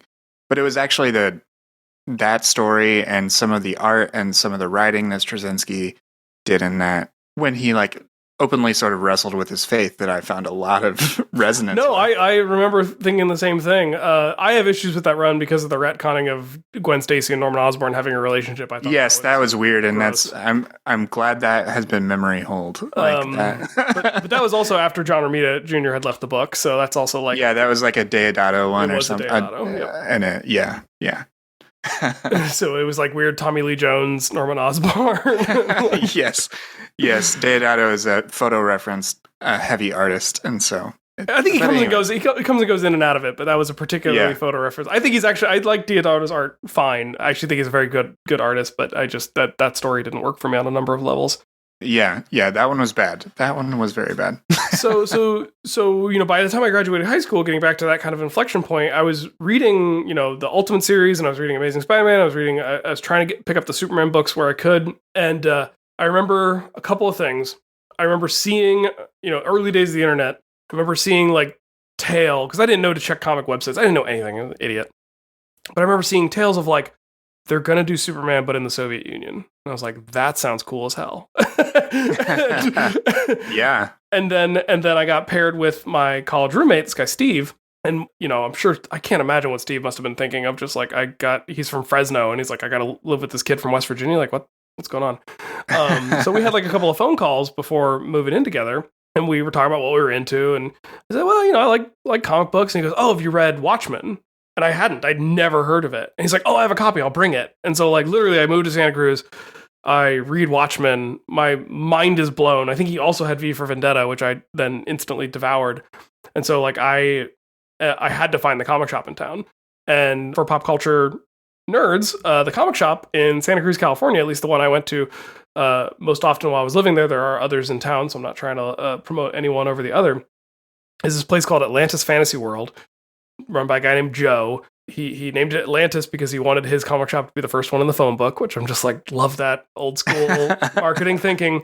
But it's the comic shop from Lost Boys, the Kiefer Sutherland vampire movie. Oh, wow. Yeah. That's awesome. So I found this comic shop and I went in and was like, hey, so I heard at some point that there was like a Soviet Superman book, and Joe was like, yes, it's great. Here it is. And I was so far behind, it had already been collected into a trade paperback. And I was like, oh, great, thanks. And I read it and was just blown away. And I was like, this is so cool. And so I just started going every week, and I never fully had a pull list just because I was a poor college student, but anytime I could scrounge up enough money to get a collected edition of something or a graphic novel, I would do it. And I eventually ended up working at that comic shop. So I had a job at the comic shop, in part, I think, just because I reached a point where my knowledge just became encyclopedic. And I remember we had a signing for, this shop didn't do a ton of signings, but every once in a while I would do a signing. And we did a signing for Bill Willingham, the writer of Fables. And this was the height of Fables Mania, which I think people forget how just huge a book that was for a time. And this comic shop, one of the really cool things about it is Joe wanted to create a place that was a little more family friendly, a little more female friendly than a lot of the comic shops that I think, people who have spent time in comic shops have experienced. And so he typically employed mostly women at the shop. So when I was working there, himself and myself were the only two male employees in the shop. The rest it was a female staff just to make it a friendlier place for women. And I think, some people might hear that in a modern context and think like, oh, he was just hiring women for the men who came to the shop. And it truly wasn't the case. Like if a dude came into the shop that everyone knew was kind of a creep, like that was my customer. Like I had to go talk to that guy. I had to be the one who interacted with them, checked them out at the register. Like they were kept, they were not allowed to be a creep around the female employees. And I remember even complaining about it at one point to the women I worked with, who were all good friends of mine, and I really enjoyed working with them, being like he's a creep to me too. Like I don't like it either. Like they're like, yeah, but he's a creep to you, but he's not a threat. And I was like, that's all right, fair, that's fine. So that's fair. Yeah. Take my lumps and go deal with the creep dude. Yeah. Yeah. And so I think it was actually that signing with Willingham where I was supposed to kind of be the person managing the line for the signings, but gave me a lot of time just to kind of chat with Bill in between people coming in. And Bill at one point said to Joe, like, Joe, this kid knows everything about comics. This is insane. And I was like, yeah, I literally, when I close up the shop at night, I would just grab a stack of books and take them home and read as many of them as I could and bring them back and reshelve them before the shop opened in the morning. And that was like, I just was a sponge for as many books as I could get my hands on. And Bill told me that he was in town because doing a couple different signings, and he was heading up to San Francisco the next day to sign at a shop called Isotope Comics, which is a show that gets mentioned on iFanboy not infrequently because it was Ron's shop for a very long time, and my shop as well when I lived in San Francisco. And that's run by a guy named James Syme. And Bill was like, yeah, you should come up. If you got nothing, if you got the day off work, you should come up to Isotope. I'm doing another signing there. It'd be great to keep chatting with you. I was like, the guy who writes one of my favorite series just asked me to come to his next signing. Like, I'm going. So me and my girlfriend went up to Isotope, and that's my first time seeing Isotope. And it's literally a comic shop that converts into a cool bar for cool people. And it's just one of the best spaces in San Francisco and in my heart. So I went up and had like another amazing night hanging out with Willingham and getting to know all these other just absolute freaks in San Francisco. And I think they would know that I say freaks with nothing but love. And so then I started like seeing San Francisco as this place I could go to like do comic book stuff, including WonderCon, because WonderCon used to be in San Francisco before it was in Anaheim. And so I started going to WonderCon, and it was at a WonderCon that must have been, I don't even want to say the year, 2006, 7, maybe. The iFanboy guys were doing their video show, and so they were going to all these conventions, and they were at WonderCon, and then they were having an after party at Isotope. And so it's like, well, I've been listening to this podcast for a little while, so I feel like I know these guys. They're going to be at the same convention I'm going to be at, and they're having an after party at this place that I know is a really cool spot to have an after party. And so I randomly saw the three of them, and I recognized them because they've been doing the video show. Saw them at a panel, I think it was the DC panel with Dan DiDio. And after the panel was over, I just went up and introduced myself and said, hey, I'm a listener, and like, you guys are great, and I'm going to be at the Isotope party later today. And they were like, okay, awesome, see you then. And like, that's literally the moment where I met all three of them, and the relationship began. Just this dweeby little college student coming up to him after a panel at WonderCon. That's awesome. That's very cool. To sort of give a synopsis to the listeners about iFanboy, I mentioned it at the beginning of our conversation, but it's one of the podcasts that I've listened to the longest, literally since I ever really started listening to podcasts, when I realized I had such a long commute and I had an iPod that I could. Right? It didn't used to all be on your phone. You used to have to carry multiple devices. Yep. So I would queue it up on Sunday and listen to it on Monday on my commute. And it also used to be, they also ran a website that Ryan wrote for, and I really loved. It was my favorite comic commentary site for a really long time before they stopped doing that, but then continued to develop the podcast. So that's really cool. The only I saw, I think, Ron from afar. He was one of the hosts. There's been several eras of iFanboy history, but he was one of the first 3 hosts, and I saw him from afar at like C2E2 in like 2010. But I don't think I've not met them. But yes, I really do. I haven't. It's fun to hear that about how you're able to just sort of meet them and develop that. And I've talked in particular, I've talked with Josh about that moment, and I don't know if they really remember it. And I tend to think of myself as sort of the Jimmy Olsen to iFan. I'm like the plucky kid brother, to right. Even though I'm like, gray haired and got my own kid, but I'm still like the plucky kid brother to these three guys. And the way the whole writing for the website thing happened was I'd started my own website because I wanted to do something like they were doing. I started my own website that was going to be like comic reviews and beer reviews and a podcast. And we even recorded a couple of podcasts that are thankfully completely gone from the internet. As far as I know, do not go looking for them. Please. And it was the early days, we were, I can't remember if Science Sort of probably just started. So like I was coming up as a content producer and sort of maybe not making a name for myself, but at least showing that I could stick to doing some content production. And Ron had moved to San Francisco to work for Image Comics, an indie publisher based in the Bay Area, East Bay, Berkeley. He invited me out to dinner. He was like, "Hey Ryan, are you gonna, like, next time you're in the city, like, let me know, let's go get dinner." And so I was like, "Okay." And he lived in a neighborhood I was a little bit familiar with, so I knew where to find him. And he was like, "Yeah, let's go to the sushi place near my apartment." I was like, "All right, that sounds good." And we go to this sushi place, and sushi's like a weird. Like, it's a weird place for, like, 2 dudes not in, like, a romantic relationship to go to, because, like, sushi's such a shared food, And so I was like, so, like, you want to order a couple of rolls or something? He goes, no, I don't eat sushi. And I was like, why are we here? What's happening?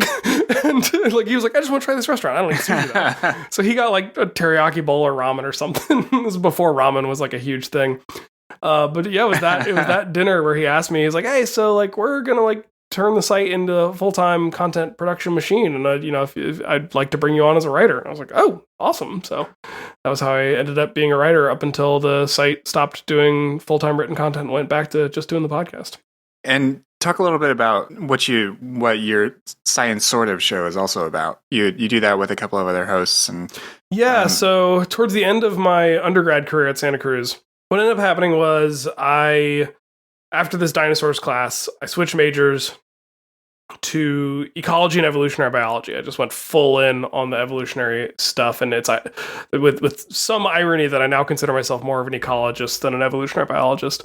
And I took a bunch of classes in earth and planetary sciences too, just because like most places don't offer a paleontology degree. You just kind of have to mix and match enough biology and geology classes to sort of find a way to meet in the middle, because as I often say, paleontology is the intersection of the record of life with the record of the rocks, right? So it's where rocks and life meet, which I think is really beautiful and awesome.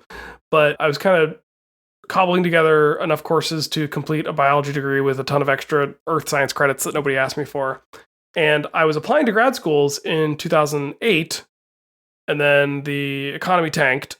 And the program that I got into, the professor that I'd interviewed with, that I'd wanted to work with, literally called me, like, on the phone, like, didn't send an email, didn't send a letter, and was like, "Hey, so, like, on paper, you are good and you got in.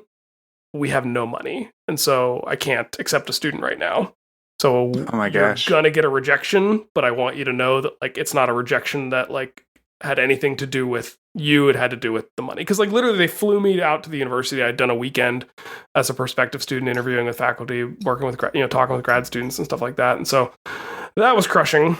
That was 2008. So I just finished my biology degree, and I was really sad and gave myself a little bit of time to recover from that blow emotionally. And then I said, okay, there's got to be something I can do. And I talked to my undergrad advisor, Paul Koch, who's still a great mentor to me to this day, and said, "Hey, I feel like I've taken enough earth science classes that, like, I can't be that far off from a minor. Like, if I can I stick around for another year?" I was working in his lab at the time. So I was like, "Can you keep paying me to work in your lab? And maybe I can, like, take a few extra classes and get a minor and then reapply to grad school next year with, like, another, extra title under my belt." And Paul tends to speak in very like clipped phrases. So he goes, yeah, sounds good. Yeah, do that. It's fine. So he sent me across the hall to the woman who was the undergrad like mentor person, would help people with their class schedules and organizing things so you could finish your degree on time.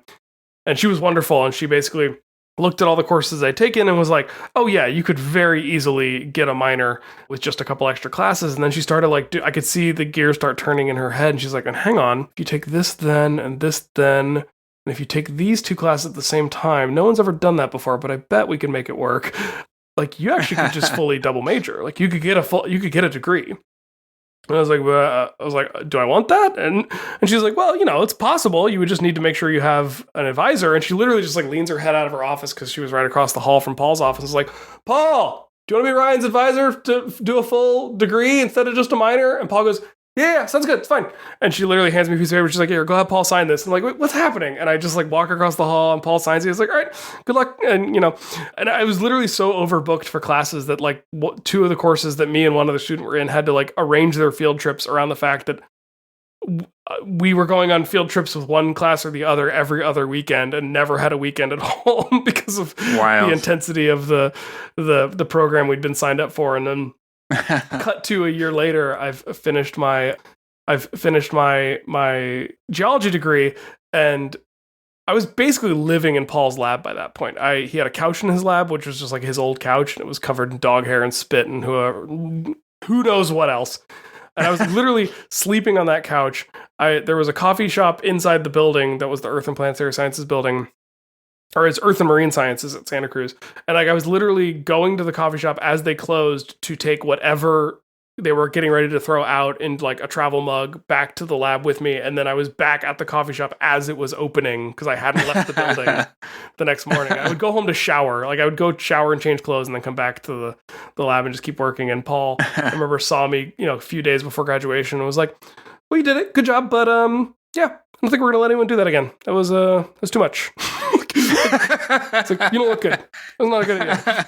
So totally guinea pigged me for the 1 year geology degree and decided it was not a great thing to do to a student. So all that is to say, I was basically living in his lab, and a couple of his grad students and I became close friends.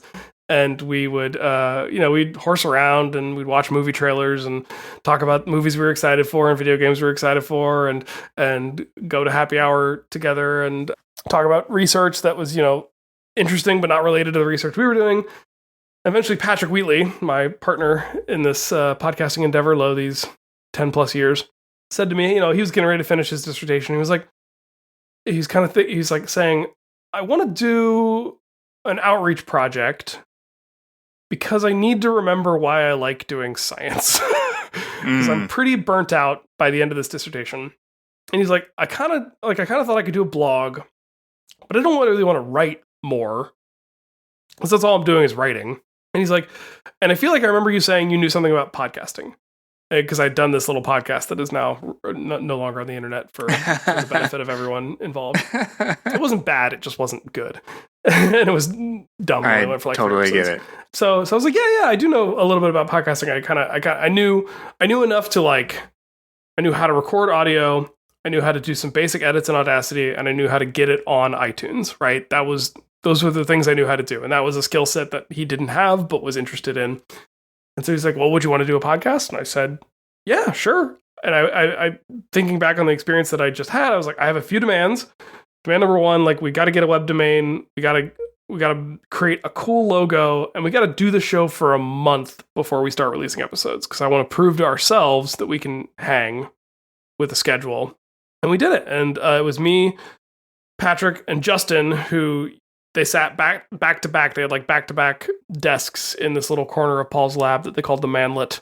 And and then Justin, I think, quickly realized that he's more of an actual scientist than he is a broadcaster, and was kind of like, yeah, I'm not really loving this. I think I'm going to go do something else. And we're like, we appreciate that. And, you're always a founding member of the show. But I had made friends with this guy who was Patrick's friend first.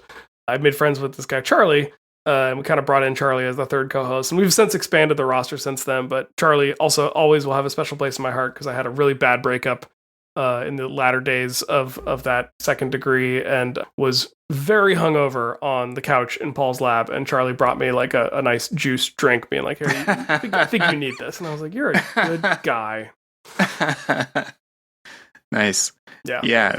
That's awesome. So that's like my those are they're like my science older brothers, and then like I fanboy are like my comics older brothers. So I have like I create these little groups of older brothers for myself as the oldest child, but I never had the older siblings to guide me. So I go and find them and make them. So with everything that you sort of experienced from college and everything else, because I don't think we necessarily need to talk about some of the other stuff about like comics, unless that's interesting to you, as far as like, storylines that were evocative to you or had impact. I think all I'll say about it to sort of wrap up that side of things is, to me, I always have loved that comic books are mythology, and they're modern mythology, they're modern myth making, they're modern storytelling. I always think about like the way that that Homer was telling these stories of gods and heroes. To me, those are what people enjoyed the same things about those that I enjoy about comics. And it just so happens that Thor has been a character throughout all of it. So to me, I've always been a nerd about mythology, and the fact that like comics are a mythology that's still being made right in front of our eyes is really cool. And we can get back into the Christian side of things, but like there was definitely a point in my life where like I realized that the stories that I've been raised with from the Bible are their own kind of mythology. And like, that might be a really offensive statement to some people, but to me, it's also like, it's not a dig. It's actually kind of cool that there's like mythology within the Christian tradition too. It reframes the sincerity with which I consume it, if that makes sense. Yeah. And I think that is part of the big divide between more fundamentalist views of faith and those that, if you want to use terms like progressive, like have on things that like fundamentalists would say the inerrancy of the Bible, these things are literally true. That's not a concern for someone who follows like, the theology of someone like Paul Tillich, a modern theologian who believes in something that can accept that these have mythological qualities, and that Christianity and even religion in general has a degree of being non-literal, being mythical, and that is a very different. So with the way you approach things, go ahead. Yeah, it's like I don't know how you read the story of Job and not see that as a myth, right? Like it's right, but it is. But I mean, the fact that it's mythical doesn't mean that it's not significant. Like the stories can have meaning beyond their literal truth. And like I remember discovering the Sandman series, like, and I got like almost all of them or all of them at like a Half Price Books, really cheap, and devouring them over one summer that was a really difficult summer. And I went to Christian college, so I was working through my own things. But the fact that it's so blatantly about mythology and the idea of gods dying, like that's literally baked into the story, into the narrative. I had that with American Gods, which is another Neil Gaiman story. Yeah. But it is part of his approach to mythology. Like Sandman is essentially like a meta mythology. It's a mythology that includes and encompasses other existing theologies. Yeah, it's almost like it's like the scaffolding upon which other mythologies were built, sort of. Like it's the bones of other myths.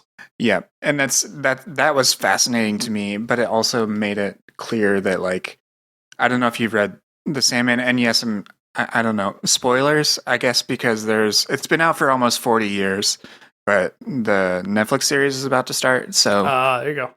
Skip ahead if you don't want to hear something at the literal last. Have you read The Sandman? I have, of course. Okay, all right. So what Bill blew Willingham my mind? said I knew everything. What blew my mind was when Morpheus, the Lord of Dream, exits the stage and Cain and Abel are talking, and they say, then what really happened? What really changed? And Abel says, a point of view. I guess we should clarify that Cain and Abel are the two brothers who run the House of Mystery, which is like this mythical meeting spot for the sort of outside the realm of reality storytellers of the DC universe and the Vertigo universe. And so they are also the Cain and Abel from the Bible, and Cain is constantly trying to kill Abel, but like they're living brothers who are getting up to some nonsense. And Cain oversees secrets, and Abel oversees mysteries, I think. Yes, there's a House of Secrets and a House of Mysteries. You're right. Yes, yeah, that's correct. Yeah. So, anyways, that I remember that blowing my mind, and like that is not something that sort of jives with this sort of inherited worldview or faith of origin that's steeped in more fundamentalism. So, for you, just to sort of try to tie things together, you had this very intense collegiate experience, like just mainlining a lot of information and then having a ton of experiences. But the way you talk about it, like it made you develop a greater appreciation for things.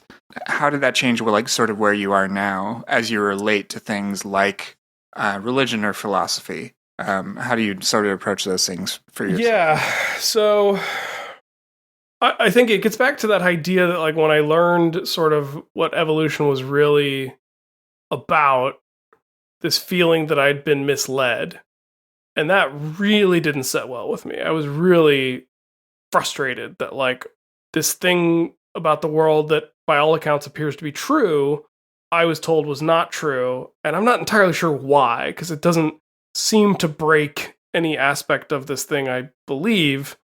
So like, why were you lying to me? Like, what were you trying to hide? And I'm the kind of person, I think I think a lot of people out there like me who are motivated by spite, right? Spite is a huge motivator for me. The teacher telling me I couldn't do something or I wasn't any good at something is the reason I became good at computers and math and all these other things in my life. So maybe not the healthiest motivation, but it is a thing that I find has motivated me throughout the years. Right. Prove them wrong. Yeah, exactly. I'll show you. And so I just decided I was just gonna learn everything. I was just gonna learn all of it. Like I was gonna learn all this forbidden knowledge they didn't want me to have. And I think there's a thing in evangelical circles where like, well, we can't teach our kids evolution because it'll undermine the belief in God. And I'm like, well, in some ways, like if your faith is structured the way that it was structured for me when I was growing up, like that's not entirely wrong. Like you hate to admit it. Like I don't want to say that like they have a valid argument there, but like in my case at least, like that was kind of true, but it was because you hadn't told me the truth. Like if you told me the truth and found a way to make it, the Francis Collins idea of just like if everything is true, then there must be a way that it all makes sense together. But like I wasn't given that flexible of a framework upon which to build my faith with my knowledge base. And so what kind of happened for me was I learned about evolution. I was like, oh, this makes a lot of sense. It's elegant. It's logical. It matches what I think I perceive in the world. So I don't think I need a divine intervention to explain the diversity of life on Earth. And so then I kept learning, and part of this is like, again, that paleontology background. I started taking geology classes because like a lot of people think, oh, well, then where did life come from? How does life just appear? And the thing that people misunderstand, in my experience, is what I found people misunderstand, is that the origin of life is actually not an evolutionary biology question, because life doesn't evolve until after it exists. The origin of life is a different scientific process than the evolution of life once it's already there. You got to fill the tank with gas before it can run. You know what I mean? Right. So I started, because I was taking geology classes, that's where the origin of life stuff starts happening. It's this weird chemical interface where like once chemistry gets sufficiently complex that chemicals start being able to make copies of themselves, and those copies of themselves are passing on information from copy to copy, and that information gets warped over time because of screw-ups in the chemistry, like suddenly you got a thing that starts to look a little bit kind of like life. And if you've got like this substrate of clay that has like a slight electrostatic charge so it can keep everything kind of organized on this single two-dimensional surface, like suddenly these things start emerging that look something like life, right? And we've got a fossil record of that, and we've got chemical theories about how that happened. And so, I went from being like, okay, well, I don't need God to explain the diversity of life once life appears, but like maybe the origin of life is a place where God intervened. And the more I learned, the more I was like, this is truly an area where science doesn't have all the answers. People are still working on it. It's an open question. It's a cool problem. But I've learned enough to kind of trust the process. And I'm losing the moment where I need the divine to intercede to make a thing happen. So I was kind of like, oh, I don't think I need God for that either. I don't think I need God for the origin of life. So then I was like, all right, what about the origin of Earth? And I, again, taking these geology classes, I started learning about the theories surrounding planetary formation. And once you start learning that, you start getting into physics. And so like, I'm kind of like working my way towards the more and more fundamental sciences, right? You start with biology, ecology, evolution. It's very messy. It's very complex, very chaotic. And then you get into chemistry, and chemistry is still very messy and chaotic, but it's a little less messy and chaotic than like biology. And then you get into geology and earth science. And again, it's like, I'm drilling down towards more and more fundamental truths about the universe. And so like I get into these theories about planetary formations, and I'm like, yeah, you know what? It kind of makes sense that like rocks would aggregate around a star, and that a rock aggregation within this certain range from the star would have water at all three states of matter and energy gradients sufficient to move that energy through the water around the planet. And like I kind of, again, like I've lost the moment where I need God to intercede to create Earth. What about creating the solar system? So then I started learning about stellar evolution and how stars have evolved throughout the history of the universe, and how stars are formed, and the physics that goes into the birth of a nuclear fusion reactor in the cosmos. And again, I lost that moment of the divine where I was like, well, I kind of now think that like I don't need God to form a star. I don't need God to form a solar system. And then I expanded that out to galaxies, and I expanded that out to finally, I got to the Big Bang, and I was like, I don't think, it wasn't that I didn't want it. It was that I didn't need it to explain the universe as I was experiencing it anymore. And that was that moment where when I was thinking about the Big Bang and thinking, because like in my mind, I was like, well, maybe there's still like this ball of matter that's all the matter in the universe, and maybe the Big Bang only happens because God flicks it, and that's all that God ever did in the universe, but that was enough to be a part of it. But I just, by the time I got to that point, I couldn't feel it. I didn't have the emotional connection to that truth anymore. Mm-hmm. It was sort of that moment, and this is like a series of moments that took months to years. This is not a quick process of discovery. And the moment I realized that I didn't need God anymore, I couldn't keep my faith alive. There were too many cracks in the foundation. I'd had enough bad experiences with the religion side of faith, which I think we can treat as two distinct things. And that was the moment where it kind of just fell apart for me. And I think the thing that I hear from people who still have their faith that drives me a little bananas is this idea that I don't have faith because I'm angry or because I don't want it. And I don't think that's true. I do get angry at organized religion because I think it causes a lot of harm in the world. I'll refer back to me almost getting duct taped to a cross. But it wasn't something I cast out of my life because I was angry at it in the moment. And when it happened emotionally for me, at that time, the only close relative I'd lost was my paternal grandfather, who was a man of deep faith. And, when he died when I was in high school, it was like the hardest I've ever cried in my entire life, probably still to this day. Just true, like wailing, sobbing. I mean, I think, and I remember when it hit me that like, I don't think I believe in this anymore. I started to cry all over because it was like a second death for him, because some part of me had been holding on to this idea that as long as I had some sliver of faith, then maybe there was a heaven and maybe I get to see my grandpa again. It's hard for me to talk about still to this day without getting emotional.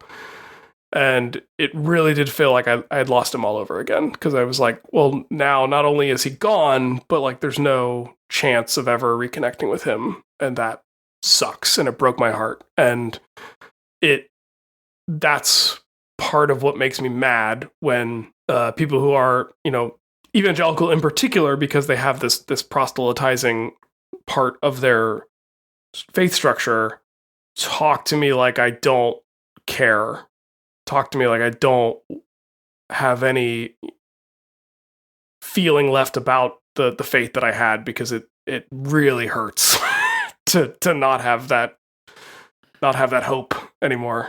Right. Yeah. It is a loss. And like for when you lose it, even if it, whether, it's just shitty. I just, it's totally true. Whenever someone belittles someone's loss of faith or faith transition or faith shift or whatever sort of language you want to put around it, it's incredibly shitty. So my hope is that you haven't had that experience too often, because it is insulting. Like they're not respecting your prior experience.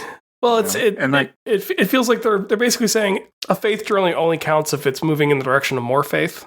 And like for them, it's easy to, and I'm generalizing, which I apologize to the faithful listeners I'm sure you have out there, but some of the encounters I've had, they seem to act like my faith journey counts because I'm moving in a direction of increasing faith, and your faith journey doesn't count because you moved in a direction of decreasing faith. And I'm like, well, I kind of think those are two sides of the same coin, and like we're all kind of always pendulum swinging between the two poles, and I find myself pretty far into my swing on the other side of things. But it wasn't, I think it wasn't a decision that I made lightly, and also it didn't feel like a decision. It felt like a resignation. It felt like I succumbed to a new way of seeing things that wasn't something that I was looking for necessarily. I was certainly searching, but I wasn't looking for that particular outcome. And so that was the outcome I happened to get.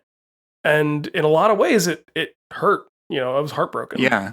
I think the fact that you had that, the way you tell the story, the fact that you had that level of like emotional like such a emotionally processing it at such a level, that is a sign that this was a significant It change. mattered. It mattered. Yeah.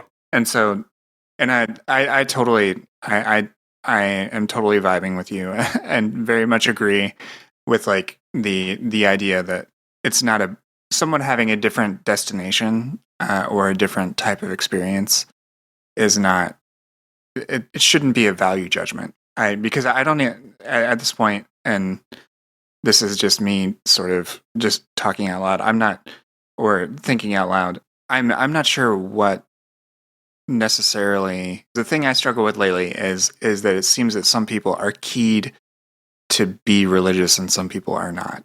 And I don't think that it's necessarily a binary thing, but I think it is a spectrum. Like spectrums are useful analogies these days for things totally. like for gender and sexuality. I think we should extend it to also include spirituality, because I think there are some brains, some people who have traumatic experiences that cannot grok religion. And I think it goes the other direction too. People who have traumatic experiences and religion is their only way out. So like, but to ascribe a value judgment to that is, yeah, it's not respectful of just of the complexity of our own individual stories.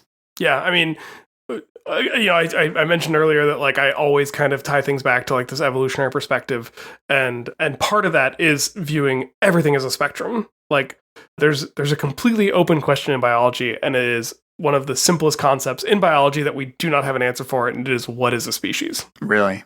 Just like what is a species as a unit of understanding? Because like you can say that a horse and a donkey are separate species, but they can breed and produce offspring. That's a mule. Like, so are they the same species? Well, the mule is sterile. The mule can't have its own offspring, so it's a dead genetic line. Like, there's I tell people when I'm teaching biology, everything is fuzzy boundaries, right? And that's my way of saying it's a spectrum. Nothing is black and white. Everything's gray. If you think it's black and white, you probably don't understand the complexity of the system well enough to see the gray areas of gray in between. And that's true for biological sex, which is something that is a debate that occurs in our society currently, and I think it applies to everything else too. So yeah, I agree with your point about like the spectrum of religious affiliation. And the thing that I go back to often is I truly, truly did believe. Like I did. Mm-hmm. And I feel like I've lost part of my brain because I can't cast my own mind back to a point in time where that belief was strong and stable and meant something to me, because I feel like I can't remember. I feel like I have amnesia about what it felt like to be a faithful person in a way that's frustrating to me, because like I want to, as a scientist, I want to believe in the reliability of my own mind and my own senses, but like I can't remember how I used to feel about something that was really important to me.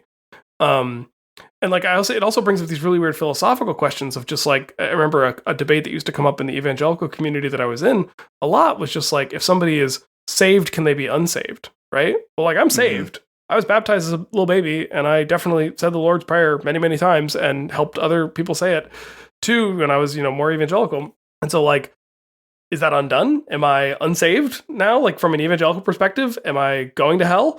Or is my salvation concrete and I'm okay? Like, and then it brings up these really horrific thought experiments where it's like, well, if I'm wrong and the branch of evangelicalism that I was brought up in was right, would it have been better if I died while I still believed? You know what I mean? Because that way I at least get into heaven, and maybe I don't get into heaven now, and like that's kind of messed up. That doesn't feel like a super fair system. Yeah. That's that sort of stuff. And actually, it's like on the question of the assurance of salvation. See, you have all the terms. You know all the. Well, I mean, you rattled off all these scientific terms that I have no reference for. So, but I mean, but you're a scholar of this stuff, and I really appreciate that about you. Thank you. I appreciate that. I don't know that I get that title of scholar. I don't know if I've earned that, but I appreciate it. The different, so within the theological traditions, there is. At least since Luther, say. Oh, you mean the speciation event? Because I couch everything in terms of evolutionary biology? Yes. Yeah. So basically, within the meme of, to use like Dawkins' terms of an idea evolving. I agree that guy's a jerk. I hope he's not. Yeah. Coming up next week on Exvangelical. No. He is a new atheist bro, and he's not a great guy, but he did popularize the idea of memes. He did. So anyways, going back to that idea of being assured of your salvation, on one side is the Wesleyan Arminian view, which is that you can lose your salvation. And then on the other is Calvinism, which does believe, depending upon how many points whether you're a 5-point tulip Calvinist or some other, variety, believes that you cannot lose it, but they also extended that to double predestination, meaning that God pre-damned people and pre-saved people. Listen, Blake, I only came on the show for you to tell me whether I'm going to hell or not. This is what I'm here for. You're not. I don't believe in hell. I don't believe in hell, so no, you're not going to hell. Yes. All right. I'll see you next week. So no, you're not going to hell, and no one listening to this show is going to hell because it's not real. It's also like even biblically, it's only a place described for Satan and demons. Like it's never a place that's described as for people. Even references to like Abraham's bosom and all these other things. And just read first century Roman history and understand Revelation was about that. What is going to happen when I die? No idea. Yeah, I mean, I loved to bring this back to iFanboy. One time, I have no idea what episode this was. They were trying to think of a secular blessing, and it was may your carbon not be preemptively released to the universe. which I thought was pretty good for what I'm sure was probably an extemporaneous thing on their part. I always thought my favorite secular like affirmation, I guess, to put it in the sort of context of that was I always like the Irish blessing of like, may the road rise to meet you, may the wind always be at your back, may the sun shine warm on your face and the rains fall soft upon your fields. Like I always thought that was a really good secular, and I think even within that blessing it says like, God bless you and stuff like that, but people typically, may the wind always be at your back. As a person who likes to go on a hike, that's a nice one for me. Yeah, definitely. I appreciate you hanging with me for as long as you have. For sure. For the listeners, this is therapeutic. I was only half. I think I said I was kidding at the beginning of the interview about being terrified, but now I'll say that I was only half kidding because I knew you were gonna get at some stuff, some emotional stuff, and that's it's a little. It can be intimidating to sit down and have a conversation with a person that is gonna dig in, and not that you're a gotcha or hard interviewer, but I knew you were gonna ask me questions that I was gonna try to answer honestly, and that honesty was gonna dredge up some emotions that I still feel pretty strongly, even just remembering them. So right, yeah, and I think that's why I try to conduct the interviews the way I do, which is just that trying to be pretty loose with what we talk about, and also asking open-ended questions because I'm not sure, and I want to be sensitive to people that are willing to be vulnerable, especially in a public way. Because can I tell you my plan? I have a plan. Okay, what's your plan? I've told this to friends, but I haven't said this publicly before. I've gotten into D&D, as many nerds have. Never played it growing up because I never had friends who wanted to play it with me. I think I would have been super into it as a kid. I just didn't have that type of group of friends. I had great friends growing up, but just not tabletop role-playing friends. But my lab mate in grad school, just decided one day, he's like, I want to be a dungeon master. Ryan, you're going to be in my campaign. I was like, okay. And then he explained to me creating a character. And I was like, this is the greatest thing I've ever seen. It's like Skyrim meets Whose Line Is It Anyway? I'm in love. So here's my plan, because I mentioned that I can't remember what it felt like. And I'm enough into D&D, and I'm enough into the idea of actually playing the character, and I have enough of a theater background that I don't think I'm a great actor, but I think I'm an okay performer, and I think I have some faculty at acting and embodying a character. And I used to always, your listeners will be shocked to learn that I always got cast as the comic relief, right? I was always the guy cracking jokes, except when my school did The Crucible, right? A play very much about religious tolerance or lack thereof. It's also probably the story.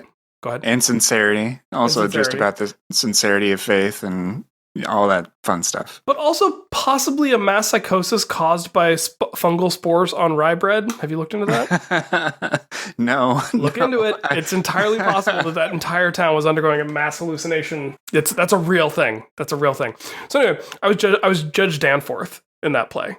Not a comic relief character. A very stern, angry man. And it's the one time in my acting career, scare quotes for days, that I actually had to get into character, and I actually did. There were times where I couldn't easily distinguish between myself and Judge Danforth in ways that have stuck with me. So my plan, I'm going to create a cleric. I'm going to create a super sincere cleric, and clerics, for people who don't play D&D, are characters who are part of a religious order, and they are able to use magic, but their magic comes from their devotion to their god or their deity. I'm going to try to create a cleric and see if I can act it well enough to get back into the headspace to remember what it felt like to have faith. Is that insane? I think that's fascinating. No, I think that, I think that makes a lot of sense. Just in the way in which, as far as play acting a role can have an sort of embodiment type of effect, as you said. I've never been a good actor or anything like that. I don't know that this is going to work. My biggest. But fear, there is an element. Maybe it may not even necessarily mean that there's a very, very. It seems like there's going to be a very small percent possibility of you changing your belief, but it could get you back in that headspace. Right. My fear. In a way, I have two fears. One fear is that this is not less of a fear, more of what will probably happen. What will probably happen is I'll start playing this cleric, and the story arc of this cleric will immediately become how he or she, because that's one of the cool things about D&D is you literally don't have to play any aspect of yourself. So I might even make this character a woman, but I also, at the same time, I think this character needs to have enough of me that I can embody that a little more fully. But at some point, I'm going to create a female character too, and I'm really looking forward to that. So I think that'll be interesting to explore. But I'm worried that it'll immediately become a narrative of like, this is how this guy loses his faith, because that's the narrative that I can remember and feel acutely. And like the idea of finding and deepening a faith is the part that now feels foreign, even though it was super important to me for a huge chunk of my life. So I got to figure out how to create a character that is, I think there's like that sincerity component. I have to figure out a way to play act the sincerity that I don't actually feel anymore, but I need to embody enough to like remember. Do you think you will have to make that character like a rigid type of character, or do you think you will try to give the character more of a flexible type of framework with which, like, are you wanting this person to be a fundamentalist sort of, or inherit fundamentalist beliefs? Probably not, just because that was never, well, to the extent that I can remember my own narrative, that was never me. So I don't think I need that to remember the feeling of deep faith and true belief that I felt. I don't think that that's necessary for that character. I could definitely see me building a character who, like, the other thing about D&D is like every character you build, they have to be somewhat of an outcast, because like there's a reason they're out in the world adventuring rather than just like living in a monastery, right? So I could totally see this character as somebody who has escaped a really rigid system and like still believes and wants to do good in the world and didn't feel like that good was happening behind the walls of the monastic order they were a member of. Maybe that's why this particular cleric is out there trying to do the good work. I don't know. Yeah. On a total random thing as well, have you ever heard of, I think it's Stephen Jay Gould, who was he an anthropologist? I can't remember. He was a paleontologist. A paleontologist. He's actually in my academic lineage. So Paul Koch, I mentioned, who was my PhD advisor was a guy named Mark Clements. His PhD advisor was Paul Koch, so a little bit of a incestuous circle there of going from undergrad to PhD. Paul Koch's PhD advisor was Dan Fisher. Dan Fisher was a student of Stephen Jay Gould, so I'm in the direct line lineage of Stephen Jay Gould. Academically speaking, that's awesome.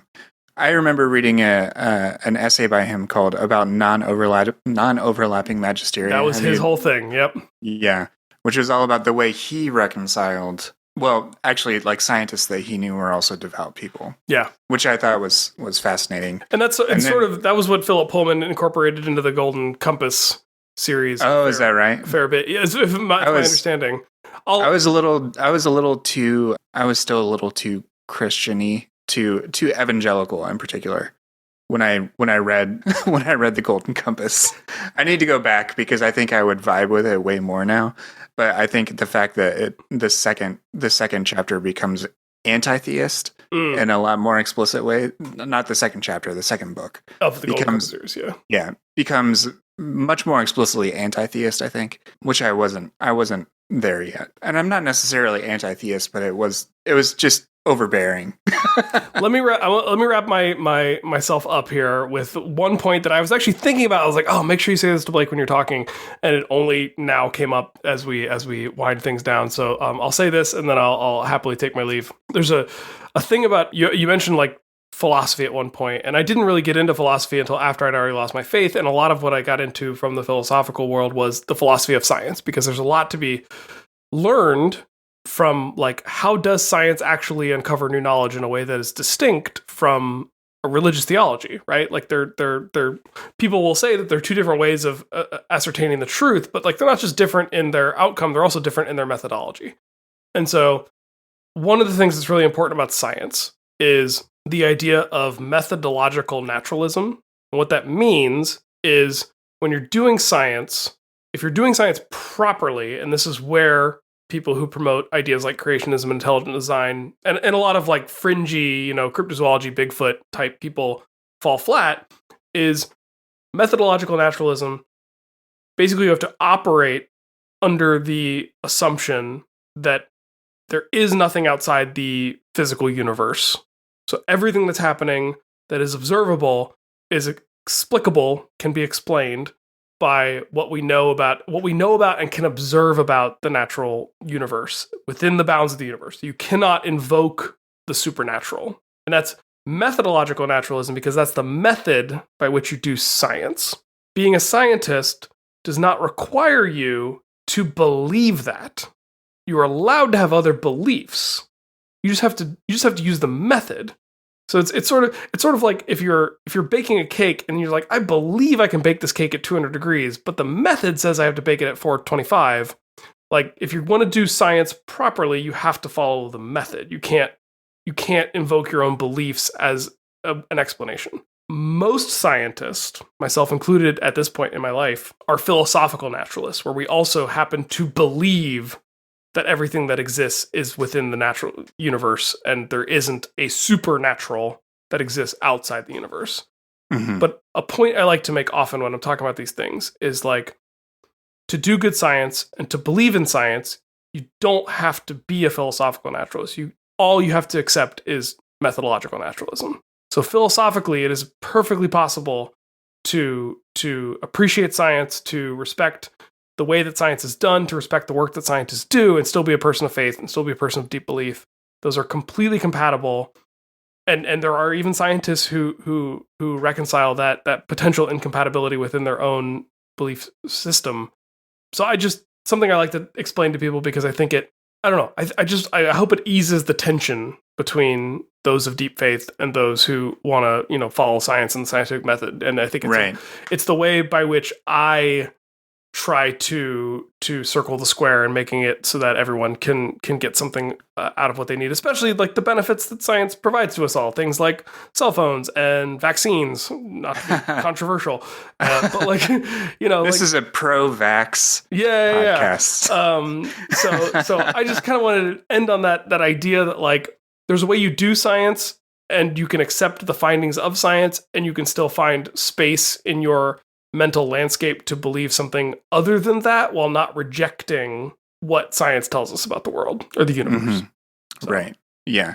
That's a great way to frame it, because I mean, that is something that people of faith or even just people, I don't know, dealing with misinformation have to deal with now. So that's a great note to wrap up our conversation on. I really appreciate you reaching out. I've already mentioned a few times, I've loved listening to you over the years on iFanboy when you pop in as a guest host or as part of the Animated Brain Trust. Yes.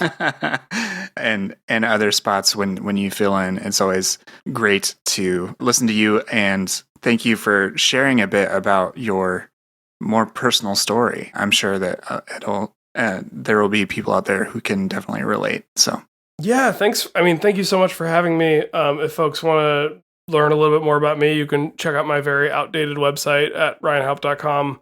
But I'm on Twitter at Haupt, just my last name, Haupt. That's P as in Paul, T as in Tom, as my mom likes to say. I also like to joke that I got on Twitter early enough that there is a men's clothing brand in Germany that is like called like Haupt shirts or something like that, and I got the handle before they did. So every once in a while, I get a tweet from somebody telling me they're heading out to the club and they're Haupt and they're looking great, and I'm like, good for you, buddy. Appreciate you. It's the only shirt on this earth that I wouldn't have to get monographed, because it's already got my name on it. Monogrammed, I don't know what the word is. Yeah. But I've said it a couple of times. I want to reiterate, like, for folks who listen to the show who don't necessarily come from an evangelical background, like, I want everyone to appreciate the courage that Blake demonstrates by doing this show, because it is not nothing to like get on a microphone and look at that red recording light staring you in the face and say the things that he says about faith and the problems with it and the problems with the evangelical community. Like, there are a lot of people out there who can get very mad about this stuff, and so it is not nothing for you to be doing the work you're doing, and I really appreciate it. Thank you very much. I do appreciate that. Thank you. Thanks for talking to me tonight. This has been a lot of fun. My pleasure.